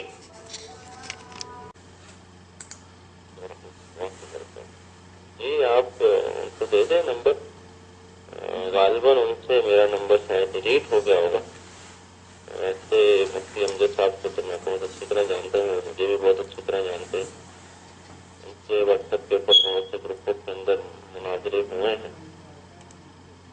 تو الحمدللہ وہ جانتے ہیں، باقی علماء بھی آپ کے الحمدللہ جانتے ہیں جن جن سے واٹس ایپ کے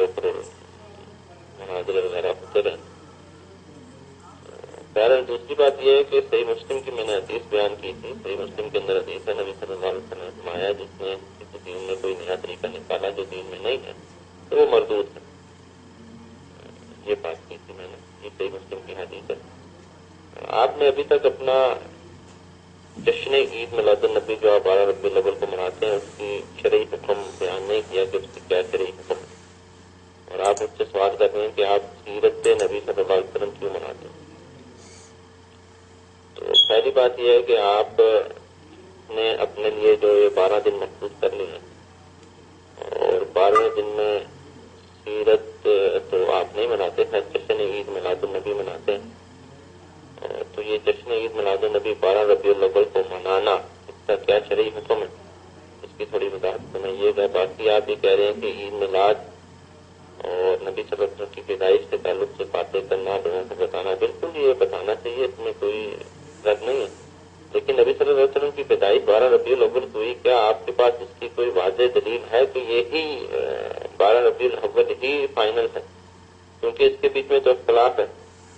خود رضا احمد خان نے اپنے مختصات کے اندر 8 تاریخ کے بارے میں بھی کہا. 12 کے تعلق سے بدایت المتقربین میں عبد القادر جیلانی رحمہ اللہ نے محرم کا ذکر کیا. تو اس کے اوپر نبی صلی اللہ علیہ وسلم کی جو پیدائش کی تاریخ ہے اس کے اوپر تو شروع سے اختلاف چلتا آ رہا ہے. کسی نے 9 کو زیادہ کبھی قرار دیا ہے، کسی نے 8 کو دیا، کسی نے 12 کو دیا. تو نبی صلی اللہ علیہ وسلم کی جو پیدائش ہے اس کی تاریخ میں تو اختلاف ہے، لیکن آپ کا 12 تاریخ کو مخصوص کر دینا. بہرحال یہ باتیں تو بات کی ہیں. پہلے آپ اپنا عید میلاد النبی کا جو شرعی حکم ہے اس شرعی حکم کو واضح کر دیں کہ کیا اس کا دین میں کیا حیثیت ہے، کیا حکم ہے، کیا مقام ہے. پھر انشاءاللہ اس کے بعد آگے باتیں کرتے ہیں. جی السلام علیکم ورحمۃ اللہ وبرکاتہ. محترم فروخ صاحب، اوپر میں نے آپ کی وہ آڈیو سنی تھی جس میں آپ نے وہ بخاری شریف والے میرے حوالے کے اوپر تفسیر پیش کر دی. تو محترم میں نے تفسیر نہیں پوچھی تھی، تھوڑا بہت اصول و ضوابط کا بھی معاملہ ہوتا ہے. اقتضاء النص، بشارت النص، دلالت النص. میں نے یہ نہیں کہا تھا کہ حلال و حرام، میں نے یہ کہا تھا کہ حلال و حرام کتاب اللہ میں موجود ہے، جو کتاب اللہ میں موجود نہیں وہ مباح ہے. اور قاعدہ قانون یہی ہے کہ جس میں ممانعت نہ ہو وہ مباح ہوتا ہے. لیکن بعض مباحات ایسے ہوتے ہیں جو انتشار کے ڈر سے نہیں کیے جاتے. اس میں اگر آپ مطمئن نہیں ہوتے تو اس بات کی دلیل تھوڑی ہے کہ جناب بات غلط ہو جائے گی. رسول کریم صلی اللہ علیہ وسلم کے طریقے سے جو میں علت بیان کر رہا تھا وہ ثابت ہوئی کہ نہیں ہوئی. اگر آپ مطمئن نہیں تو آپ بتا دیں کہ کیا قاعدہ قانون ہے کسی چیز کو جانچنے کے لیے کہ وہ جائز ہے یا ناجائز ہے. میں نے آپ سے عید میلاد النبی منانے کے حوالے سے پوچھا تھا کہ یہ جائز ہے ناجائز ہے کیا ہے، تو آپ نے اس پہ سوال کر دیا. اب آپ جواب نہیں دے رہے، الٹا سوال کرتے ہیں. اب اس سوال کے اندر الجھاؤ کا شکار ہو رہے ہیں. آپ بتائیں نا کہ عید میلاد النبی کو کیا سمجھے، کیا ہے آپ جائز سمجھتے ہیں ناجائز سمجھتے ہیں؟ عبادت والی کون سی بات، سیرت النبی بات ہے یا نہیں؟ اور یہ بھی بتا دیں کہ اگر کوئی بندہ عبادت سمجھ کے نہ کرے تو پھر ٹھیک ہے. عید میلاد النبی کیا ہے، آپ کیا سمجھتے ہیں؟ جائز ہے ناجائز ہے، گناہ ہے منع ہے؟ اور اگر عبادت سمجھ کے نہ منایا جائے ویسے منا لے تو پھر ٹھیک ہے.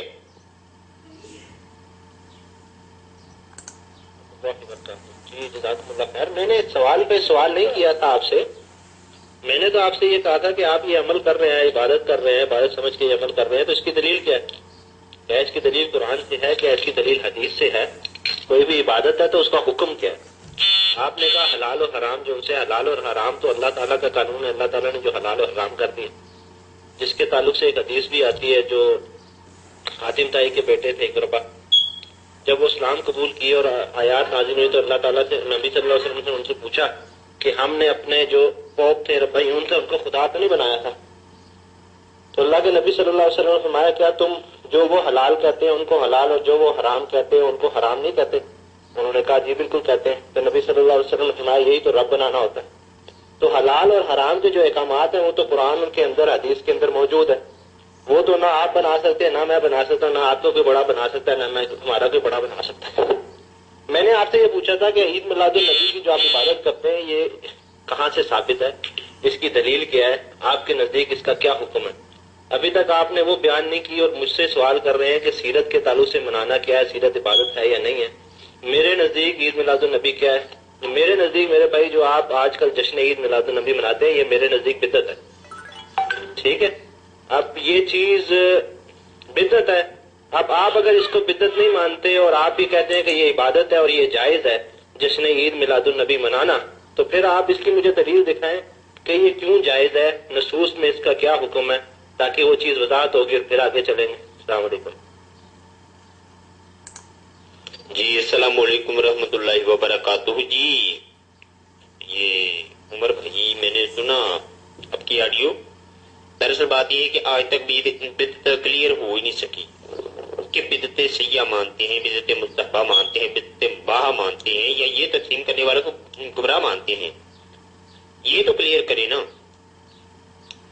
دوسری بات یہ تو کوئی بات نہ ہوئی کہ میرے نزدیک بدعت ہے، سیرت النبی کانفرنس کرنا یہ عبادت تھی یا غیر عبادت تھی، مسجد کے اندر اذان کہنا عبادت تھی یا نہیں، ان باتوں کا جواب آپ کیوں نہیں دیتے؟ کیا وجہ ہے؟ اور بدعت کہتے ہیں تو بدعت کون سی ہے؟ میں کہتا ہوں کہ بدعت کی دو قسمیں ہیں، بدعت حسنہ اور بدعت سیئہ۔ آپ کی نزدیک بدعت حسنہ ہے، اور اگر آپ اسے بدعت حسنہ مانتے ہیں تو میں آپ سے کوئی اختلاف نہیں، آپ بدعت کہہ دیں، جو مرضی کہہ دیں۔ حسنہ تو آپ بھی مانتے ہیں، مانتے رہے ہیں۔ آپ یہ بتائیں کہ عید میلاد النبی پر شرعی حکم کون سا ہے؟ بدعت ہے تو کون سی بدعت ہے؟ پورا کلیئر حکم لگانے، ڈرتے کیوں ہیں حکم لگانے سے؟ دینا حکم کہ جو عید میلاد النبی مناتا ہے وہ گناہگار ہے، وہ کافر ہے۔ دے حکم جو عید میلاد النبی مناتا ہے وہ کافر ہو جائے گا۔ اکیلا بدعتی، ایسے تو آپ بھی بدعتی ہو جائیں گے۔ کتنی ساری بدعتیں کرتے ہیں، مسجدوں کے اوپر جناب مینار بنا دیے ہیں، مینار بنا دینا یہ بھی بدعت ہے، مسجدوں کے اندر محراب یہ بھی بدعت ہے، نئی پکی مسجدیں بنا دینا یہ بھی بدعت ہے۔ ایسے تو آپ سب سے بڑے بدعتی بن جائیں گے۔ آپ بدعت کا درس کیسے دے سکتے ہیں؟ آپ بات کلیئر کریں نا کہ کون سی بدعت کی بات کر رہے ہیں۔ مسجد کے اندر اذان دینا، آپ 5 وقت اذان دیتے ہیں، 5 وقت بدعت کرتے ہیں، اور آپ کہتے ہیں کہ جناب عادت عبادت سمجھ کے کرتے ہیں۔ عبادت والی کون سی بات ہے؟ آپ سیرت النبی بات سمجھ کے کرتے ہیں یا نہیں؟ کیا وہ بدعت نہیں ہے؟ واٹس ایپ کے اوپر گفتگو کرتے ہیں، دین کی تبلیغ کرتے ہیں، یہ عبادت سمجھ کے کرتے ہیں نہیں کرتے؟ آپ یہ دین کی خدمت کی بات سمجھ کے کرتے ہیں یا نہیں کرتے؟ اور کیا یہ بدعت ہے یا نہیں؟ اور کیا اسے آپ گناہ سمجھتے ہیں؟ ذرا اس کا کلیئر مجھے جواب دیجیے گا۔ ماشاءاللہ یہ دلائل ہیں شیخ غلام نبی نوری صاحب کے۔ ان مقلدین کا مسئلہ یہی ہوتا ہے کہ جب مقلدین سے بات کرتے ہیں تو وہ ہر چیز کو جو ان سے دنیاوی چیز کو بھی دین میں ملا دیتے ہیں، دین اور دنیا کو مکس کر دیتے ہیں۔ اب جشن عید میلاد النبی کے جلوس جلسے بنانے کا ان کے پاس کوئی دلیل نہیں موجود ہے، تو اس کے جواب میں کیا کہہ رہے ہیں؟ جی آپ واٹس ایپ میں موبائل یوز کرتے ہیں، آپ مسجد کے اندر اذان دیتے ہیں، یہ بدعت ہے یا نہیں ہے؟ تو دنیاوی چیزوں کے تعلق سے دنیاوی معاملات کو دین کے اندر شامل کرنا اور بدعت کہنا، اب جس طرح ایک روایت کے اندر آتا ہے کہ حضرت انس رضی اللہ فرماتے ہیں کہ نبی کریم صلی اللہ علیہ وسلم کچھ لوگوں کے پاس سے گزرے جو پیوند کاری کر رہے تھے۔ آپ صلی اللہ علیہ وسلم نے فرمایا کہ اگر تم ایسا نہ کرو تو اچھا ہو، لیکن کھجوریں حاصل ہوں گی، یعنی تو آپ صلی اللہ علیہ وسلم نے دریافت فرمایا تمہاری کھجوروں کا کیا ہوا؟ یہ ایک لمبی حدیث ہے، جس طرح صحابہ کرام رضوان اللہ اجمعین جو تھے وہ کھجوروں کی پیوند کاری کرتے تھے، جس سے جو کھجور کا پھل ہے وہ زیادہ ہوتا تھا۔ تو ایک بار نبی صلی اللہ علیہ وسلم نے دیکھا کہ صحابہ پیوند کاری کر رہے ہیں، تو نبی صلی اللہ علیہ وسلم نے فرمایا کہ اگر ایسا نہیں کرو گے تو اچھا ہوگا، یا ایسا نہیں کرو گے تو کیا ہوگا؟ تو صحابہ رضوان اللہ اجمعین نے اس سال پیوند کاری نہیں کی، جس کی وجہ سے کھجوریں کم ہوئی، اور نبی صلی اللہ علیہ وسلم کو پھر بتایا گیا کہ آپ نے ہمیں یہ حکم دیا تھا، تو ہم نے پیوند کاری نہیں کی تھی، جس کی وجہ سے ہمیں کھجوریں زیادہ حاصل نہیں ہوئی ہیں۔ ایک طویل حدیث کو یہاں پر پوسٹ کیا گیا۔ تو نبی صلی اللہ علیہ وسلم نے دریافت فرمایا کہ تمہاری کھجوروں کا کیا ہوا؟ انہوں نے عرض کیا کہ آپ نے پیوند کاری نہ کرنے کا فرمایا تھا۔ آپ صلی اللہ علیہ وسلم نے فرمایا تم اپنی دنیا داری کو، تم اپنی دنیاوی معاملات کو مجھ سے بہتر جانتے ہو، یعنی جو پوری حدیث ہے اس کے اندر یہ الفاظ ہیں کہ میں دین امور کے لیے آیا ہوں، نہ دنیا کے لیے، اور دنیا کے معاملات کو تم مجھ سے بہتر جانتے ہو، کیونکہ دنیاوی معاملات جو ہیں وہ تجربے سے ہوتے ہیں اور دینی معاملات تو اللہ تعالیٰ کی طرف سے ہیں۔ لیکن یہ ہمارے بریلوی حضرات جو سے ہیں، ان کا یہ بڑا مسئلہ رہتا ہے کہ جب ان کے پاس کوئی دلیل نہیں رہتی کسی چیز کی تو یہ دین اور دنیا کو مکس کر دیتے ہیں اور کہتے ہیں بھئی تم واٹس ایپ نہیں یوز کر رہے، تم سائیکل میں بیٹھ رہے ہو، تم جہاز میں سفر کر رہے ہو، تم پانی کانچ کے گلاس میں پی رہے ہو، یہ بھی تو بدعت ہے۔ نبی صلی اللہ علیہ وسلم نے تو مٹی کے گلاس میں پیا تھا۔ یا مٹی کے کپ میں پیا تھا، مٹی کے پیالے میں پیا تھا. تو ان کا جب ان کے پاس دلیل نہیں ہوتی تو ان کے یہ صرف دلائل رہ جاتے ہیں کہ کسی طرح عوام کو گمراہ کیا جائے اور حدیث کے ٹکڑوں کے بیچ میں سے نکالی جائیں چیزیں. اسی طرح دوسری حدیث جو صحیح بخاری کی پیش کی گئی وہ حضرت علی رضی اللہ تعالیٰ عنہ کے تعلق سے کہ حضرت علی رضی اللہ تعالیٰ عنہ نے ہمیں اینٹ کے بنے ہوئے ممبر کے اوپر کھڑے ہو کے خطبہ دیا اور آپ تلوار لیے ہوئے تھے اور جس میں آپ کا ایک سفینہ لٹکا ہوا تھا، صحیفہ لٹکا ہوا تھا. تو آپ صلی اللہ علیہ وسلم تو آپ نے فرمایا کہ واللہ میرے پاس کتاب اللہ کے سوا کوئی اور کتاب نہیں جسے پڑھا جائے اور سوائے اس صحیفے کے. پھر انہوں نے اسے کھولا تو اس میں دیت کے دیے جانے والے اونٹوں کی عمر کا بیان تھا اور اس میں یہ بھی تھا کہ مدینہ طیبہ کی زمین پہاڑی سے سور پہاڑی تک حرام ہے. بس اس میں جو کوئی نئی بات بدعت نکالے گا اس پر اللہ کی لعنت اور فرشتوں کی لعنت اور تمام لوگوں کی لعنت. اللہ اس سے کسی فرض یا نفل عبادت قبول نہیں کرے گا. اور اس میں یہ بھی لکھا ہوا تھا کہ مسلمانوں کی ذمہ داری ایک اس کے دارمدار ہے، اس میں سے بہت سے ادنا مسلمان بھی ہو سکتے ہیں. بس جس نے کسی مسلمان کا ذمہ توڑا تو اس پر اللہ کی لعنت اور فرشتوں کی اور تمام لوگوں کی لعنت. اللہ اس کی نہ فرد اور عبادت قبول فرمائے گا نہ نفل عبادت قبول فرمائے گا. اس میں یہ بھی لکھا ہوا تھا کہ جس نے کسی سے اپنی ولیوں کی اجازت کے بغیر ولا کا رشتہ قائم کیا اس پر اور فرشتوں پر اللہ تعالیٰ کی اس پر اور فرشتوں اور تمام مسلمانوں کی لعنت ہو. اللہ نہ اس کی فرد نماز قبول کرے گا نہ نفل نماز قبول کرے گا. یہ ایک طویل حدیث ہے تو یہ بھی اس تعلق سے پیش کی جاتی ہے کہ بدعت کے نکالنے کے تعلق سے. لیکن ہمارے مقلدین حضرات جو ہیں خاص طور پہ بریلوی بھائی وہ کسی بھی چیز کو کسی بھی ریفرنس سے لے لیتے ہیں اور اس کو ثابت کرنے کی کوشش کرتے ہیں کہ یہ ہماری یہ دیکھیں جی آپ یہ کام کرتے ہیں تو ہم بھی تو یہ کام کرتے ہیں، تو آپ کرتے ہیں تو بدعت نہیں ہے، ہم کرتے ہیں تو ہماری باتوں کے اوپر بدعت چلتے ہیں. لیکن ابھی تک آپ نے دیکھا ہے کہ مقلدین حضرات جو خاص طور پہ بریلوی جتنے جوش اور جذبے کے ساتھ عید میلاد النبی مناتے ہیں ایک دلیل بھی عید میلاد النبی کے اس بات پہ نہیں دے سکے. اور آگے بھی آپ دیکھیں گے انشاءاللہ ان کے پاس کوئی دلیل نہیں ہے، بس ادھر ادھر کی باتیں ہیں اور ادھر ادھر کی باتیں کر کے ٹائم ویسٹ کرتے ہیں صرف تاکہ لوگوں کو گمراہ کیا جا سکے. اور ان کی عبادت کی جس کو یہ عبادت کر رہے ہیں اور اتنے زور و شور سے ملا رہے ہیں اس کی کوئی بھی ان کے پاس ایک بھی دلیل اس چیز کی ان کے پاس موجود نہیں ہے. بس ادھر ادھر سے کبھی کسی بدعت کے پیچھے چھپیں گے، کبھی کسی بدعت کے اوپر چھپیں گے، کبھی کسی تعریف کے پیچھے چھپیں گے، کبھی کسی تعریف کے پیچھے چھپیں گے، کبھی قرآن پاک کی کوئی آدھی آیت کوٹ کریں گے، کہیں گے یہ دیکھو، اور حدیث لیں گے اور قرآن پاک کی آیات لیں گے اور آدھی حدیث اور آدھی قرآن پاک کی آیات سے اپنے عقیدے کو باطل عقیدے کو واضح کرتے ہیں کہ یہ دیکھو یہاں پر یہ لکھا ہے. جبکہ جیسے ان کا وہی حال ہے کہ جیسے نماز کے قریب بھی مت جاؤ. کب مت جاؤ؟ جب نشے کی حالت میں ہو. تو یہ وہ لے لیتے ہیں کہ نماز کے قریب بھی مت جاؤ، اب نشے کی حالت آگے سے نہیں لیتے. تو ان لوگوں کا بیچاروں کا معاملہ یہ ہے کہ ایک ٹکڑے کو پکڑ کے اس کے اوپر اپنا عقیدہ بنا لیتے ہیں اور اسی عقیدے کے اوپر یہ لوگوں کو گمراہ کر رہے ہیں. اللہ تعالیٰ ہمیں ان سے بچنے کی اور اس باطل عقیدے کی سے بچنے کی توفیق عطا فرمائے. آگے بھی آپ دیکھیں گے انشاءاللہ آپ کو کوئی بھی دلیل نہیں ملے گی، بس ادھر ادھر کی باتیں ہی ملیں گی شیخ غلام نبی نوری صاحب سے. تراویح کی جو جماعت ہے یہ تو دینی معاملہ ہے، تو جناب اس کو عمر فاروق رضی اللہ تعالیٰ عنہ نے کتنی فرمایا اور یہ بدعت بھی کون سی قسم ہے اس کے اوپر بھی مجھے تھوڑی روشنی ڈال دیں. یا آپ عمر بھائی کوئی بات کرنے تھی آپ وقت خاموشی اختیار کرو.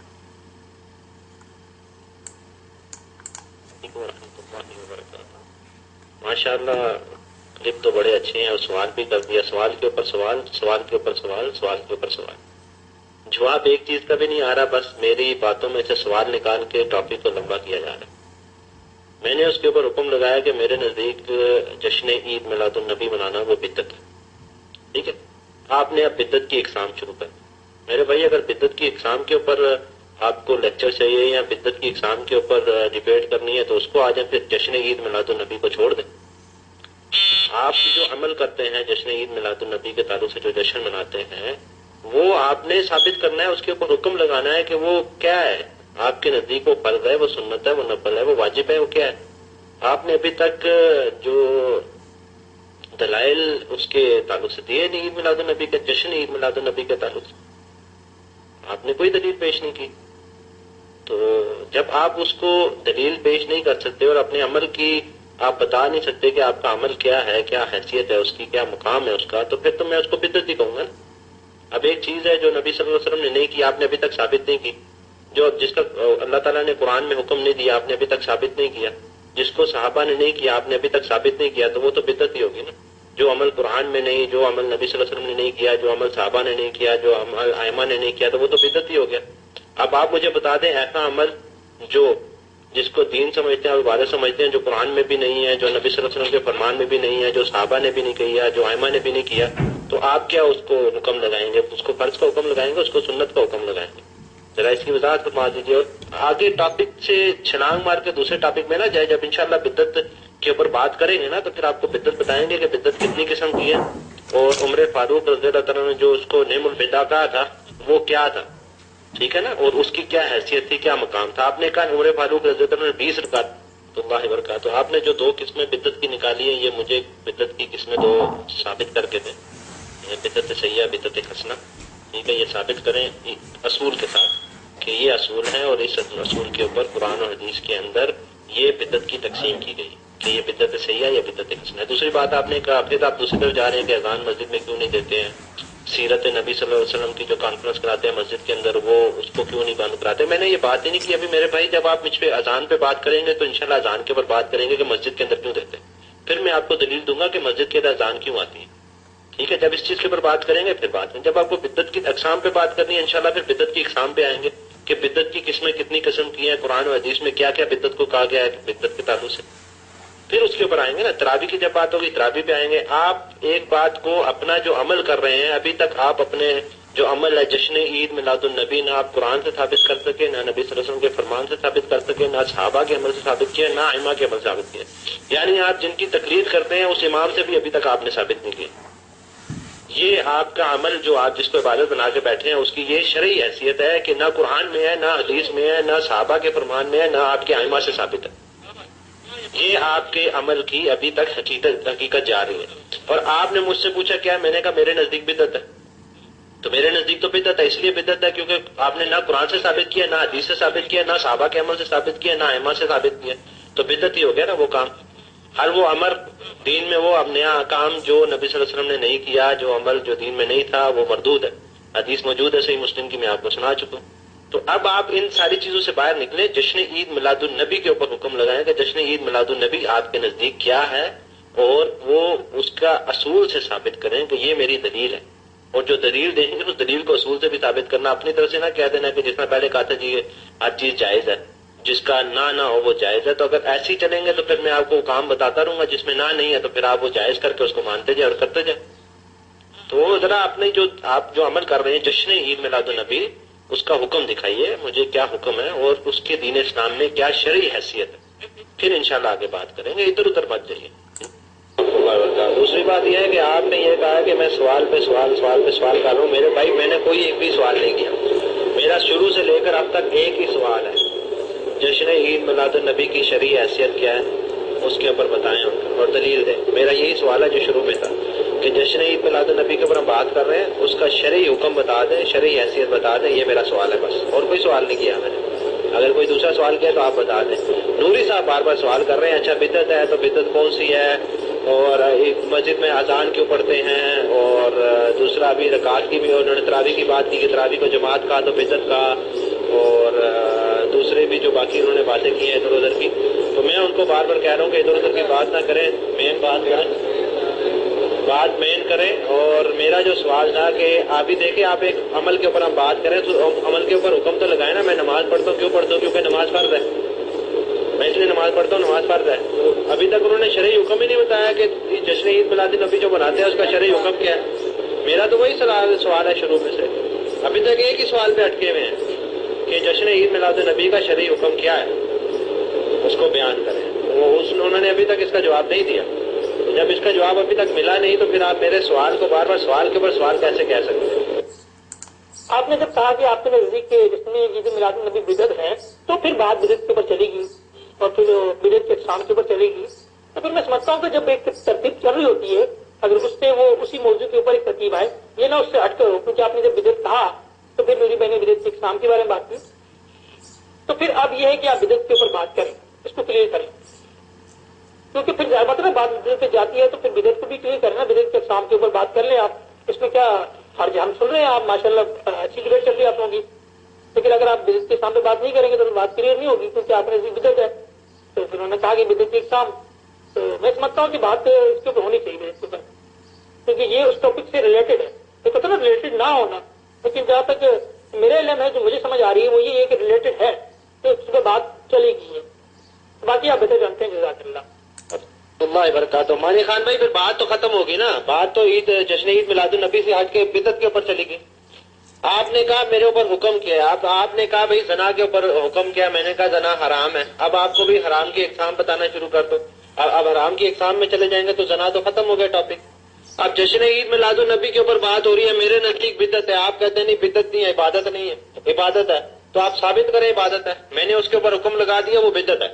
آپ کہتے ہیں نہیں عبادت ہے تو آپ کو عبادت ثابت کرنی ہے.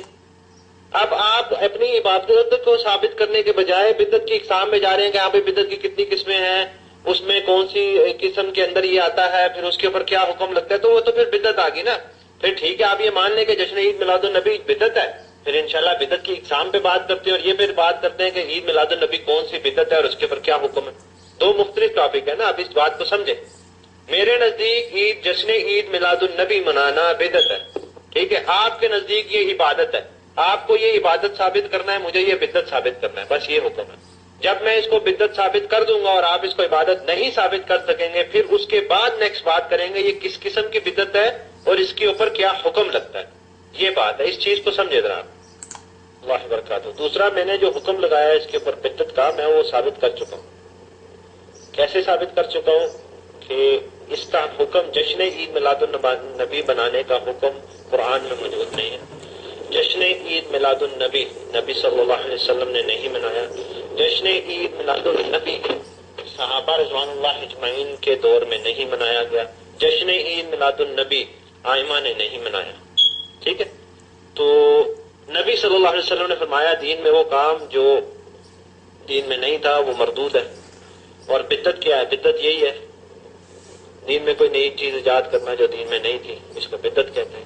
تو میں نے جو حکم لگایا تھا بدعت کا وہ میں ثابت کر چکا ہوں. اب آپ کہتے ہیں نہیں یہ عبادت ہے، تو پھر میرے بھائی آپ اس کا شرعی حکم ثابت کریں اور اس کو عبادت ثابت کریں کہ یہ عبادت ہے اور یہ اس کا شرعی حکم ہے، یہ فرض ہے، یہ سنت ہے، یہ واجب ہے، یہ نفل ہے. اس کو ثابت کریں انشاءاللہ، پھر آگے بات کریں، پھر بدعت کے اوپر بھی چلے جائیں گے. جزاکم اللہ خیر. اب میرا خیال ہے انشاءاللہ جب نوری صاحب آئیں گے تو پھر وہ ان باتوں کا جواب دے دیں گے، تو پھر آگے چلیں گے. میرا ابھی تک وہی سوال ہے، میں نہ اپنے سوال سے پیچھے ہٹا ہوں نہ میں نے اپنے سوال کو تبدیل کیا ہے. جشن عید میلاد النبی کا شرعی حکم کیا ہے کہ وہ کس حکم کے اندر آتا ہے، اس کی شرعی حیثیت کیا ہے، اس کا حیثیت بیان کریں.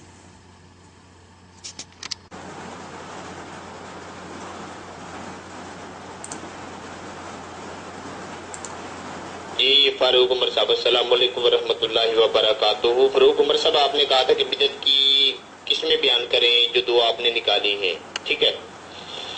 تو یہ میں نے نہیں، حضرت عمر فاروق رضی اللہ تعالیٰ عنہ نے سب سے پہلے سے دو آپ نے نکالی ہیں، ٹھیک ہے. تو یہ میں نے نہیں، حضرت عمر فاروق رضی اللہ تعالیٰ عنہ نے سب سے پہلے شروع کی تھی، ٹھیک ہے. تو بتائیں کہ حضرت عمر فاروق نے بدعت کو اماں کے ساتھ شروع کیا تو کیا حکم ہوگا ان کے لیے؟ جی محترم فاروق عمر صاحب، پیارے محترم بھائی، بات یہ ہے کہ یہ آپ لوگوں کی عادت ہے، بلکہ تمام غیر مقلدین احباب کی عادت ہے کہ جب اپنی کوئی بات دینی آئے گی تو بولیں گے کہ اس کی تو بات ہی نہ کریں. دوسروں کو سمجھا رہے ہیں کہ بھائی اپنے بچے کی شادی نہ کرو. اگر کوئی پوچھے کہ آپ نے اپنے بیٹے کی شادی کی تو بولیں گے کہ ہمارے بیٹے کی تو بات ہی نہیں ہو رہی، ہمارے بیٹے کی تو بات ہی نہ کرو. تو آپ بس اپنے بیٹے کی شادی نہ کرو. میری جان یہ طریقہ کار ٹھیک نہیں ہے. کیسا دوغلا قانون ہے آپ کا کہ آپ جو بدعت کر رہے ہیں اس کی بات ہی نہ کرو، اس کو چھوڑ دو، اس کی ضرورت ہی نہیں ہے. تو جو آپ کر رہے ہیں بس وہ بتاؤ ہمیں. اور لفظ اصول ہوتا ہے، اصول نہیں ہوتا. تھوڑا اس پہ تھوڑا نا غور کیا کریں. میرے بھائی پھر آپ بدعت پہ جا رہے ہیں. چلے ٹھیک ہے، آپ یہ مان لیں کہ جشن عید میلاد النبی منانا بدعت ہے، تو پھر انشاءاللہ بدعت کے اوپر بات. اب بدعت کے اوپر جا رہے ہیں، میں نے اس کے اوپر حکم لگایا. دیکھیے جو ابھی اللہ عالم آپ کو پتا ہے یا نہیں پتا ہے، آپ نے دعویٰ کیا ہے جشن عید میلاد النبی عبادت ہے، آپ نے دعویٰ کر دیا. میں نے اس کا جواب دعویٰ کیا کہ میرے نزدیک جشن عید میلاد النبی منانا بدعت ہے. اب آپ کو اپنے دعوے کو ثابت کرنا ہے بنائے ہوتے کہ آپ کہتے ہیں کہ جشن عید میلاد النبی عبادت ہے تو اس کو ثابت کریں. میں یہ کہتا ہوں کہ جشن عید میلاد النبی منانا بدعت ہے تو میں اس کو بدعت ثابت کروں. ہمارا جو مناظرہ ہو رہا ہے جب کوئی بات چل رہی ہے وہ جشن عید میلاد النبی کے اوپر ہوئی ہے, بدعت کی اقسام کے اوپر نہیں ہوئی. ٹھیک ہے, لیکن آپ اس چیز کو سمجھ رہے نہیں ہیں. مجھے لگتا ہے کہ آپ کے پاس جشن عید میلاد النبی کی کوئی دلیل باقی نہیں ہے, اس لیے ابھی آپ بدعت کے اوپر نکل رہے ہیں کہ ابھی آپ نے کہا کہ بھائی بدعت کی قسم ہے جو میرے پیروں کے شروع کی. اچھا مجھے آپ یہ بتائیے, آپ نے پھر تراویح کا موضوع لگایا, بدعت کس کو کہتے ہیں, بدعت کی تعریف کیا ہے آپ کے نزدیک, اور پھر اس کے اوپر آپ بدعت کے اوپر بات کرنی ہے تو ٹھیک ہے, آپ مجھے بدعت کی تعریف بتا دیں کہ بدعت کس چیز کو کہتے ہیں, پھر انشاءاللہ اس کے اوپر بات کر لیں. لیکن اصل جو ہماری بات ہے وہ جشن عید میلاد النبی کی.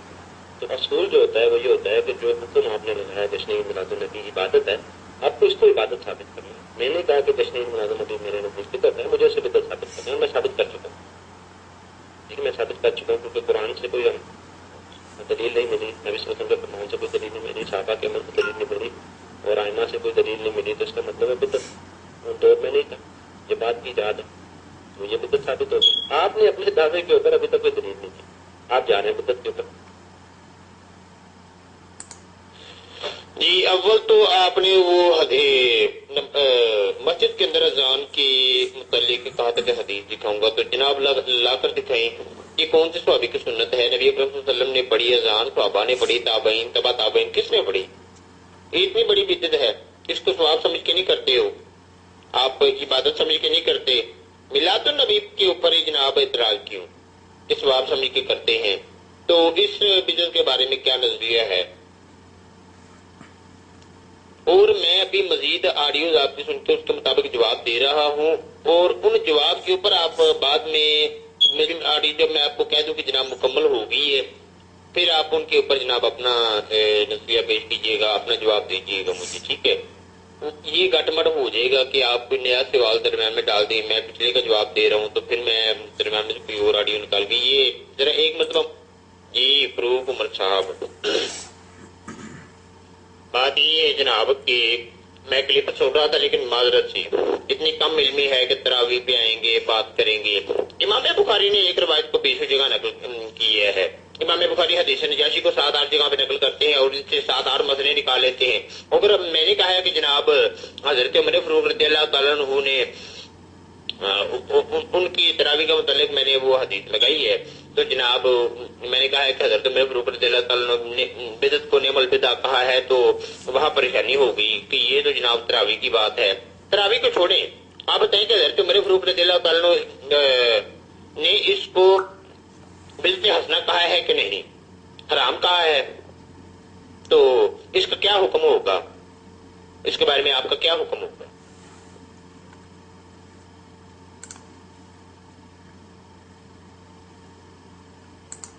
جی جناب عمر صاحب اس پہ بھی دیں فتویٰ کہ مسلم شریف کی روایت ہے من سنت فی الاسلام سنۃ الحسنہ, اس کا ترجمہ بھی کریں اور اس کو سمجھائیں اور بتائیں کہ فقہاء کرام شارحین محدثین کرام نے اس سے کیا مراد لی ہے, امام شافعی نے اس سے کیا مراد لی ہے, اس کے بارے میں بتائیے گا اور سمجھائیے گا کہ جناب اس سے کیا مراد لیا گیا ہے. جی اور دوسرا میں نے وہ پورا کلپ سن لیا ہے 2 منٹ 18 سیکنڈ کا, 3 مرتبہ آپ نے بولا ہے کہ جناب آپ نے نہ قرآن سے ثابت کیا نہ حدیث سے ثابت کیا, اور میں بار بار کہہ رہا ہوں کہ محترم آپ صرف میرے پر دیکھ کے غور کر رہے ہیں. آپ یہ بتائیے نا کہ آپ جو خود ساری بدعات لے کر مسجدوں میں بیٹھے ہوئے ہیں, ان بدعتوں کا بھی احتساب کیا ہے آپ نے؟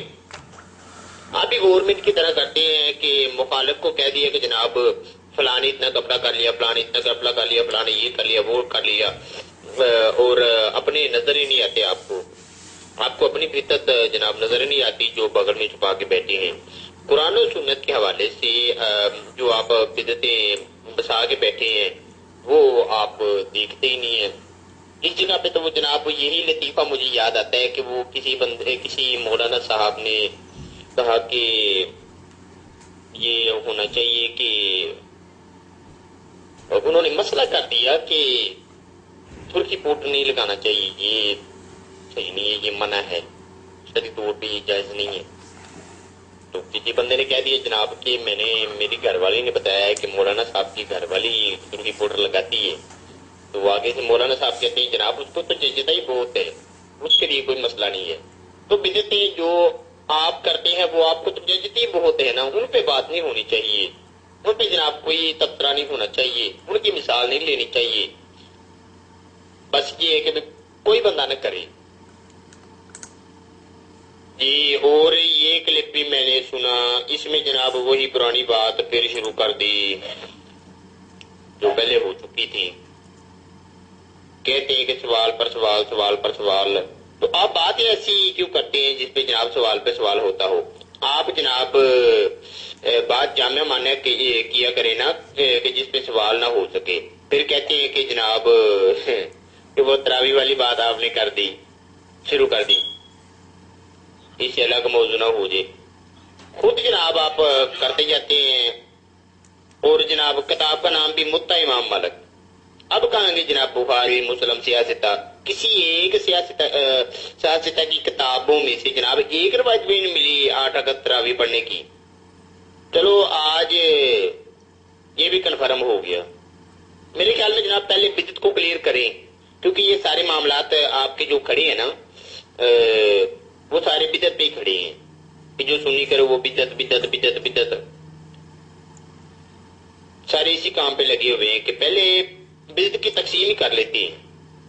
بدعت والے جو سوالات آپ نے کیے تھے ان کی جوابات میں نے دے دیے ہیں، ان کو ذرا حل کریں.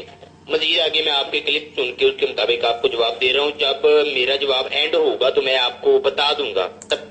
جی اور فروغ عمر صاحب ساری باتیں چھوڑیں، کیونکہ آپ کے ساتھ ہمارے جو معاملات ہیں ان میں جناب شرک اور بدعت کے علاوہ آپ لوگوں کو کوئی بات نظر نہیں آتی. شرک والا معاملہ تو ہم بعد میں طے کریں گے پھر کبھی. آپ ذرا بدعت والا معاملہ کلیئر کریں نا. آپ کو جب بدعت کی سمجھ آ جائے گی کہ بدعت کی قسمیں ہوتی ہیں تو سارا معاملہ ہی حل ہو جائے گا. آپ کم از کم آپ اعتراض کرنا چھوڑ دیں گے. اب یہ بتائیں کہ جو بدعت کی تقسیم کرے، جو بدعت کی تقسیمیں بیان کرے، آپ کا اس کے بارے میں کیا خیال ہے؟ اب اس پہ بات کرتے ہیں کہ جناب ساری باتیں چھوڑ کے بدعت کے اوپر ہی، کیونکہ اسی میلاد النبی کا جو موقف ہے وہ حل ہوگا.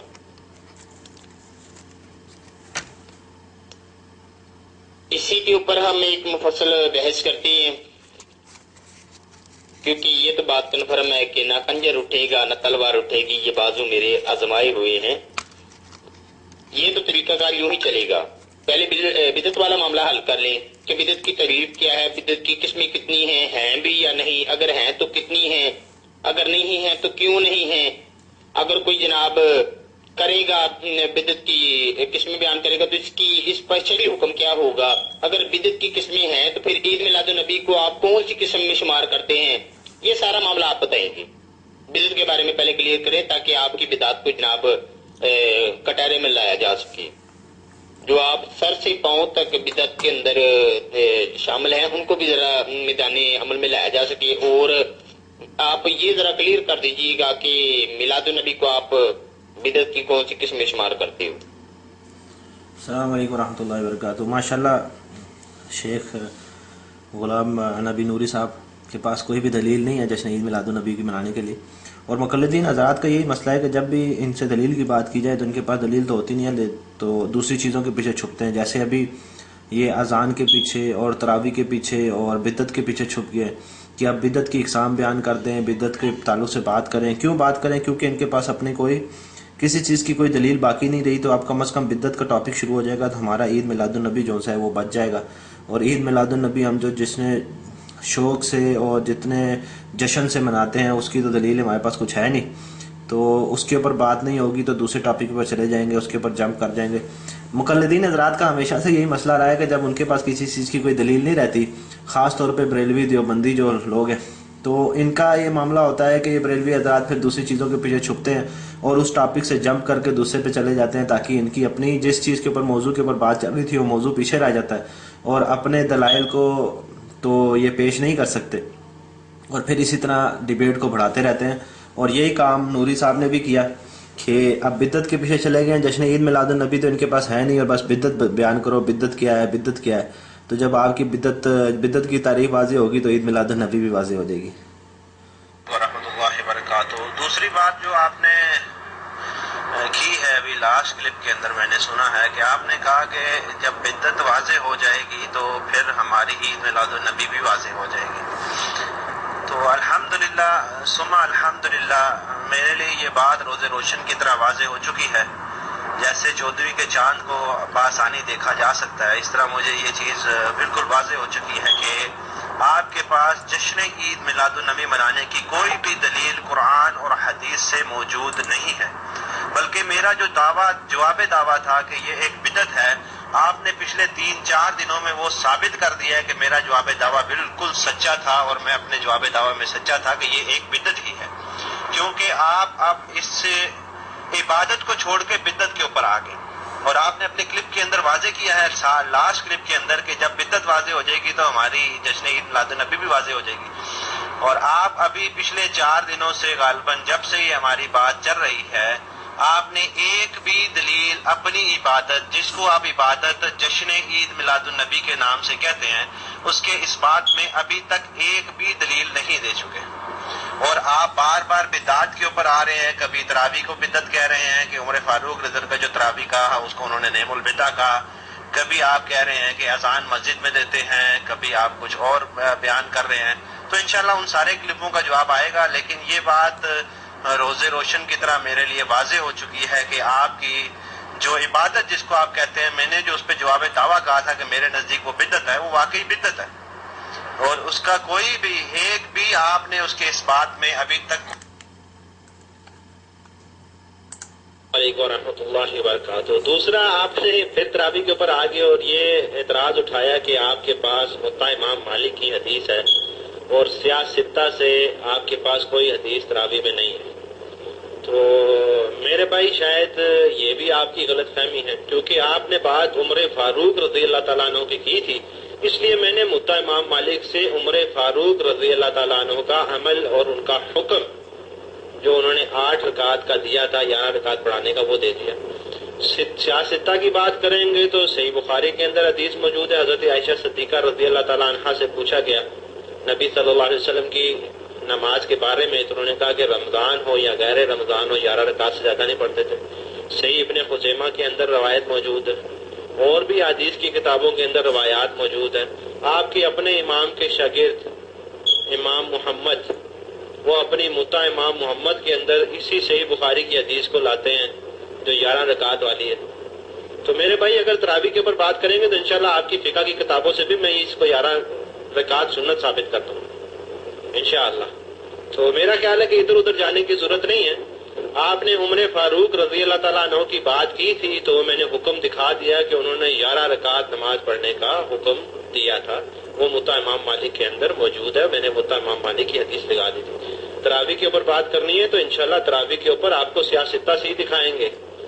اور باقی رہے گی آپ کا یہ اعتراض کہ ہم نے کب اہل حدیث کو نے یہ کہا ہے، اہل حدیث نے کہ صرف سیاستہ کے اندر ہی حدیثیں ہیں یا صحیح بخاری صحیح مسلم کے اندر ہی حدیثیں ہیں.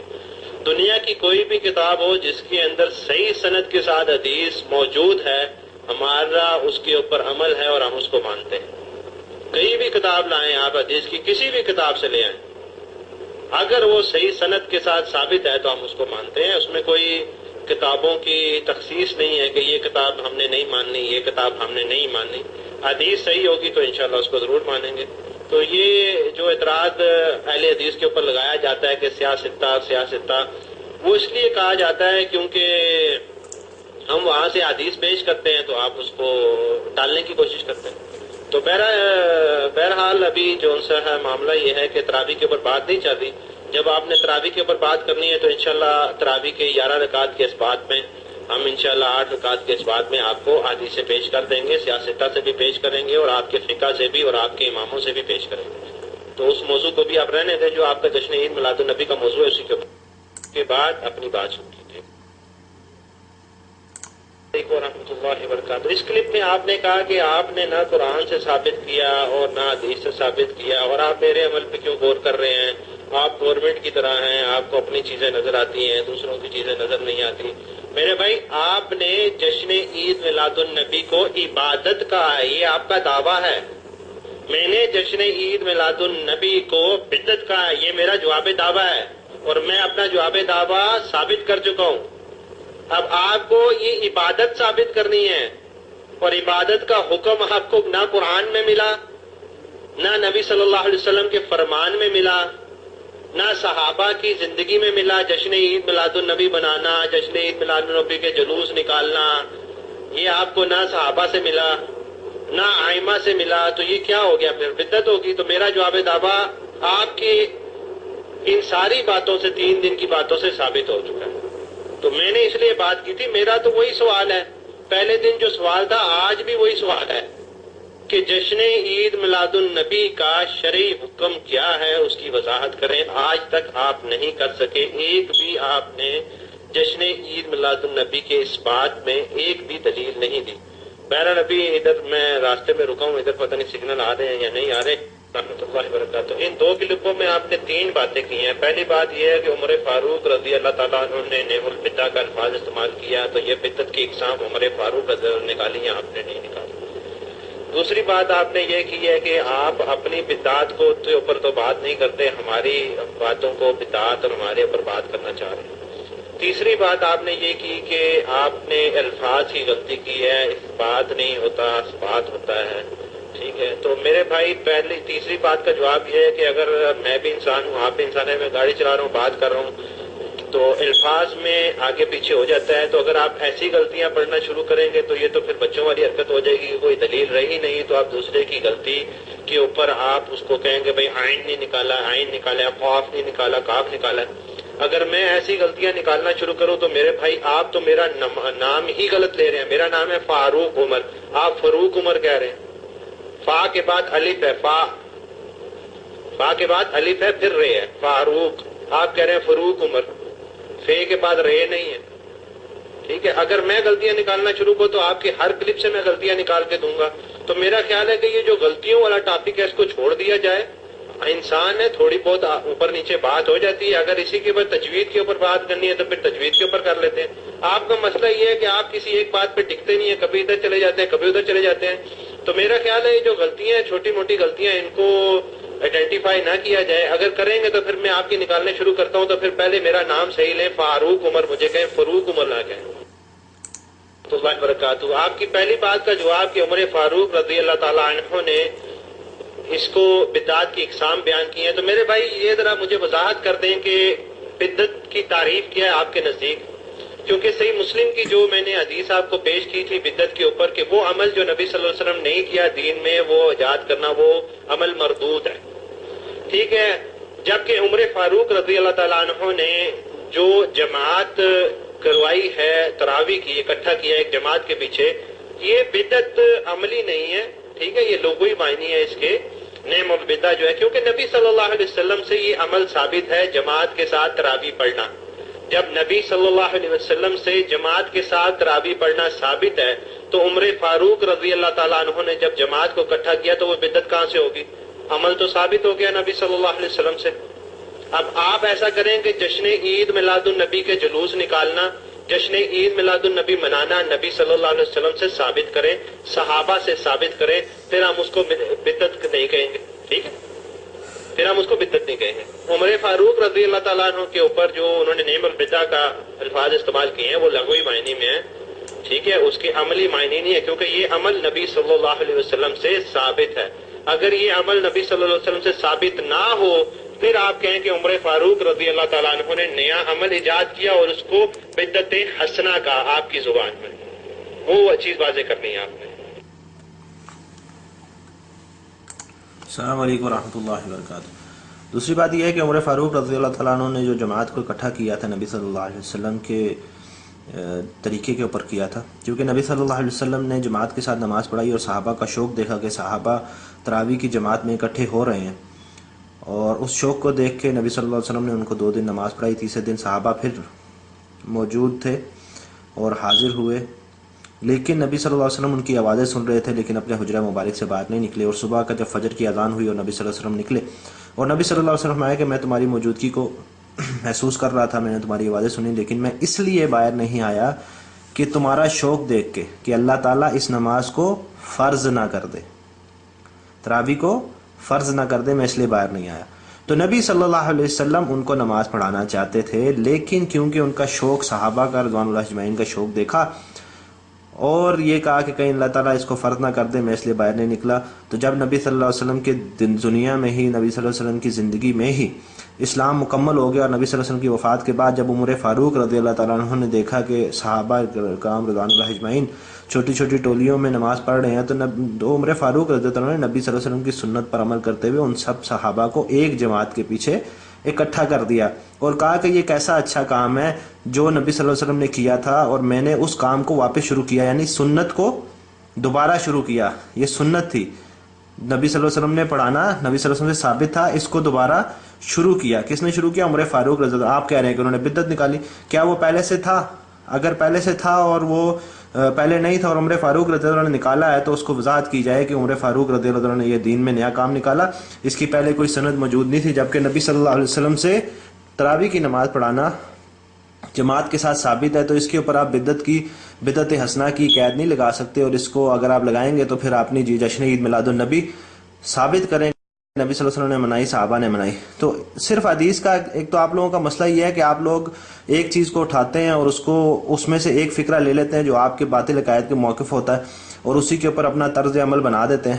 اگر آپ نے یہ چیز ثابت کرنی ہے تو پھر یہ ثابت کریں، پوری حدیث کو پڑھا کریں، اس سے پھر یہ معاملے کو لیا کریں. اور یہ آپ لوگوں کا بڑا ایک مسئلہ ہے، حدیث کا ٹکڑا لیں گے اپنی چیز ثابت کریں گے، قرآن پاک لیں گے اپنی چیز ثابت کریں گے.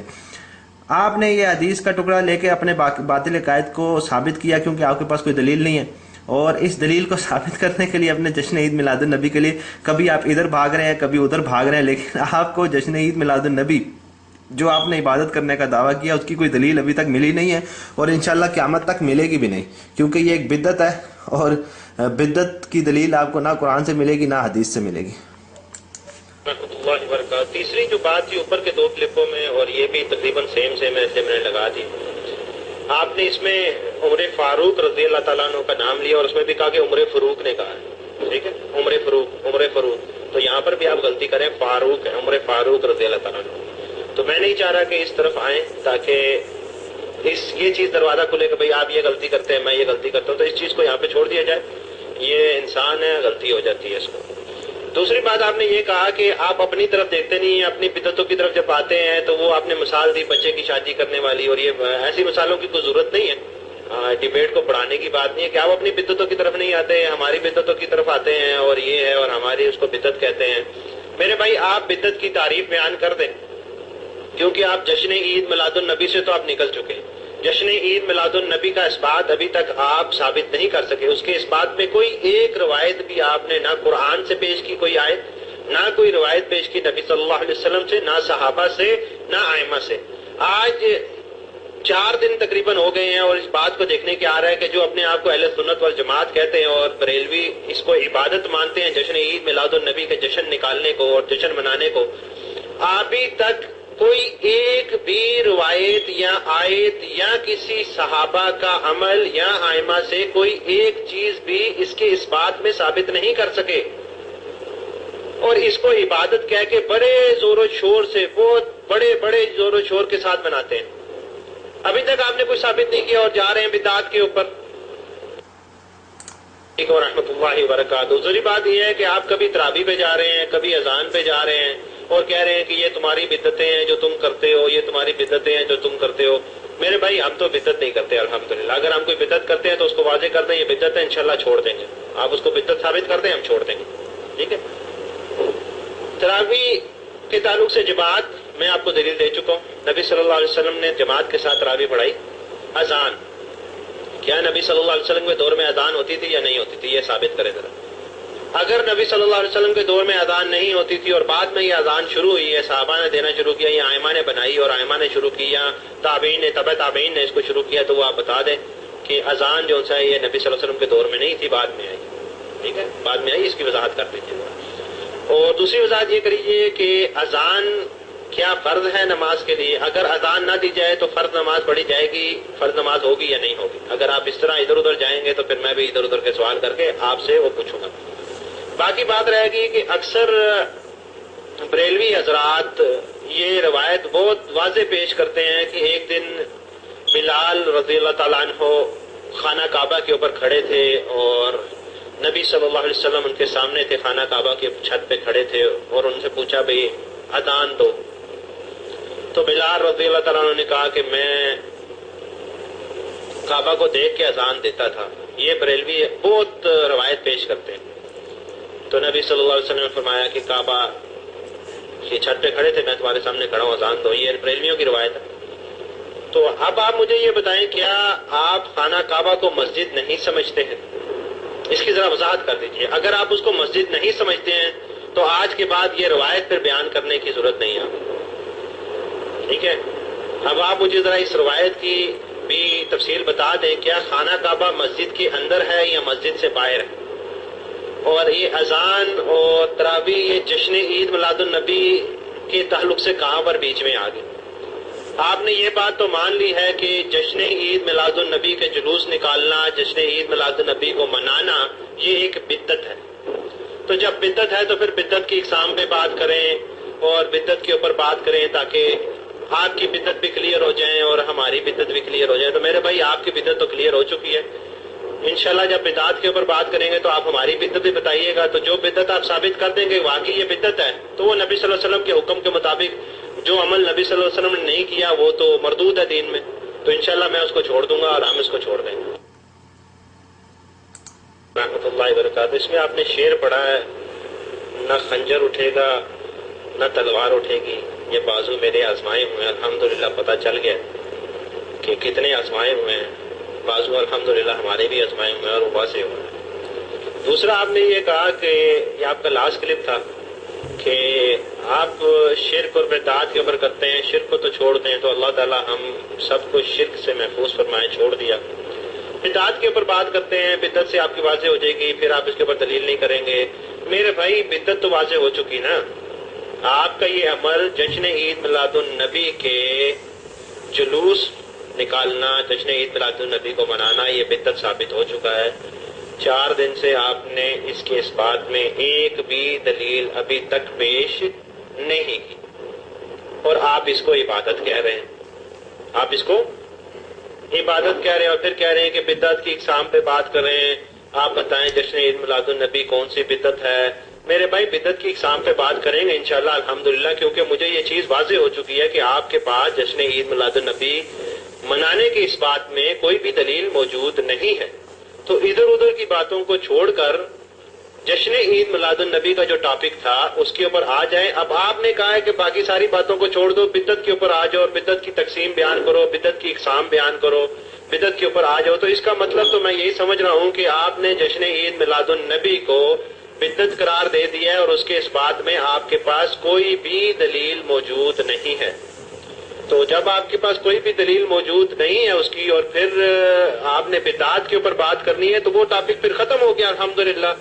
اور میرا جو جواب دعویٰ تھا وہ ان 4 دنوں میں ثابت ہو گیا کہ جشن عید میلاد النبی کو منانا ایک بدعت ہے اور میں نے وہ ثابت کر دیا آپ کے اپنے عمل سے کہ آپ نے ابھی تک کوئی بھی اس کے اس بات میں جشن عید میلاد النبی کے جلوس نکالنے، جشن عید میلاد النبی کو منانے کے اس بات میں کوئی ایک بھی دلیل ابھی تک نہ قرآن سے، نہ حدیث سے، نہ صحابہ سے، نہ ائمہ سے، آپ کہتے ہیں تابعین سے، تبع تابعین سے، کسی سے بھی کوئی دلیل ثابت نہیں کی. تو یہ میرا لاسٹ میسج ہے. آپ برائے مہربانی میرا جو 4 دن پہلے سوال تھا آج بھی آخر میں وہی سوال ہے سب کلپوں کے جواب میں کہ جشن عید میلاد النبی منانے کے اس بات میں دلیل پیش کریں، اس کا شرعی حکم پیش کریں کہ جشن عید میلاد النبی کا حکم کیا ہے، اس کو پیش کر دیں تاکہ ہمیں پتہ چل جائے کہ جشن عید میلاد النبی اصل میں کیا ہے اور اس کا کیا حکم قرآن اور حدیث میں آیا ہے. انشاءاللہ پھر آگے بات ہوگی. آپ کلپ کر دیں.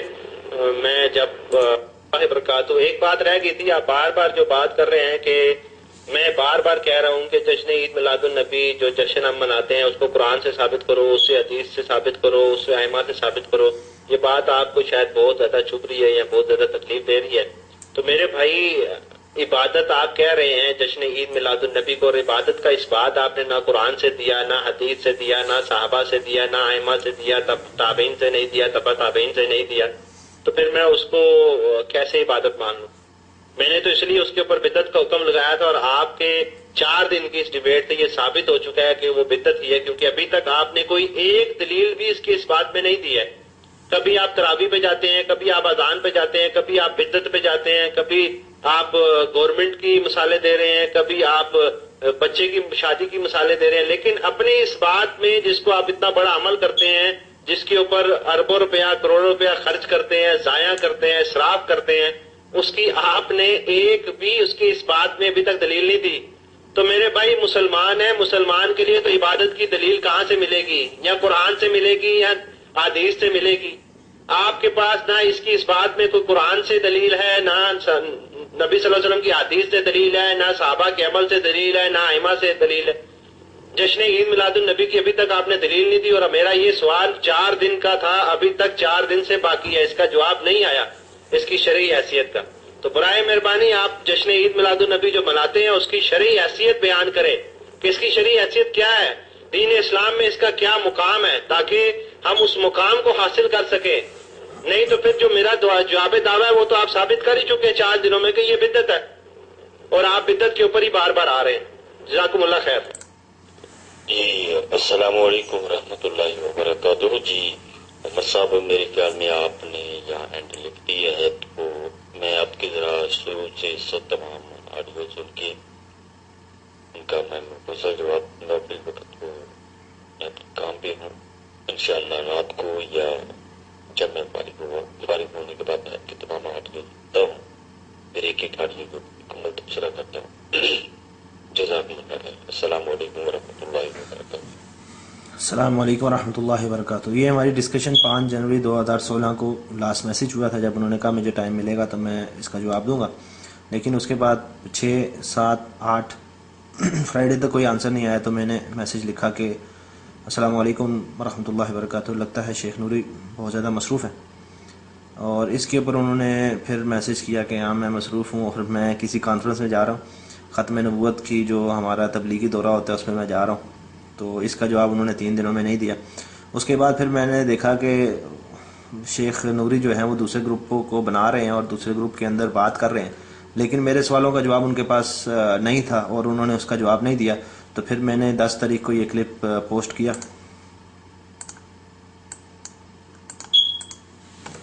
جس میں نے یہ چیز بیان کی کہ میں آپ کو دیکھ رہا ہوں کہ آپ دوسرے گروپوں میں بات کر رہے ہیں، لیکن اس گروپ میں آپ ٹائم نہیں دے رہے۔ اللہ وبرکاتہ، کیسے ہیں سب دوست صاحب؟ فضیلت شیخ نوری صاحب، مجھے تو کچھ سمجھ نہیں آ رہی آپ کی، اللہ عالم، آپ مجھے سمجھا دیجیے تھوڑا سا۔ ایک طرف آپ مجھے یہ کہہ رہے ہیں کہ آپ بہت مصروف ہیں اور آپ کے پاس ٹائم نہیں ہے، اور دوسری طرف آپ دوسرے گروپ بنائی جا رہے ہیں، ادھر ڈیبیٹ کر رہے ہیں، ادھر بات کر رہے ہیں، تو یہ میری سمجھ میں کوئی بات نہیں آ رہی۔ اب میں جو اپنی کم عقلی سے 2 چیزیں سمجھا ہوں، ایک چیز تو یہ سمجھا ہوں کہ آپ شاید اس چیز کو اب یہاں پر ختم کرنا چاہتے ہیں کیونکہ آپ کے پاس اپنے دعوے کی کوئی دلیل نہیں ہے، اور آپ بس ابھی اسی طرح ٹائم کر کے کوشش کر رہے ہیں کہ اس کو ختم کر دیا جائے۔ یا دوسری چیز مجھے جو سمجھ آتی ہے، اللہ عالم صحیح ہو یا غلط ہو، معذرت کے ساتھ، کہ شاید آپ کے جو بڑے مفتی صاحبان ہیں وہ مصروف ہیں، تو اس لیے آپ کو جواب نہیں مل رہا، تو آپ آگے جواب نہیں دے سک رہے، آپ شاید ان کا انتظار کر رہے ہیں۔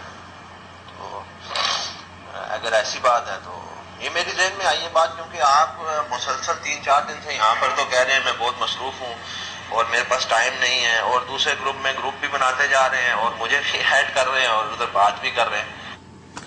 السلام علیکم ورحمۃ اللہ وبرکاتہ۔ اس کے جواب میں شیخ نوری نے کہا کہ وعلیکم السلام ورحمۃ اللہ وبرکاتہ۔ جی قبلہ عمر بھائی، اول بات تو یہ ہے کہ میں خصوصاً ان مباحثوں پر قطعی طور پر بات نہیں کرتا، ان مباحثوں پر قطعی طور پر بات نہیں کرتا۔ میرا اصل کام ہمیشہ سے ختم نبوت صلی اللہ علیہ وسلم رہا ہے، یعنی اتنے دن سے آپ عبادت کے اوپر لگے رہے کہ یہ عبادت ہے، یہ عبادت ہے، بات کرتے رہے ہو، کبھی بدعت کے پیچھے بھاگ رہے ہیں، کبھی تراویح کے پیچھے بھاگ رہے ہیں، کبھی کسی چیز کے پیچھے بھاگ رہے ہیں، لیکن اپنی عبادت کو ثابت نہیں کر سکے۔ تو بعد میں آخر میں 10 تاریخ کو انہوں نے یہ میسج کیا کہ میں اول بات تو یہ ہے کہ میں خصوصاً ان مباحثوں میں قطعی طور پر بات نہیں کرتا۔ ماشاءاللہ 1 ہفتہ بات کرنے کے بعد دیکھ رہے ہیں میں قطعی طور پر بات نہیں کرتا اور ہمیشہ سے ختم نبوت میں رہا ہوں۔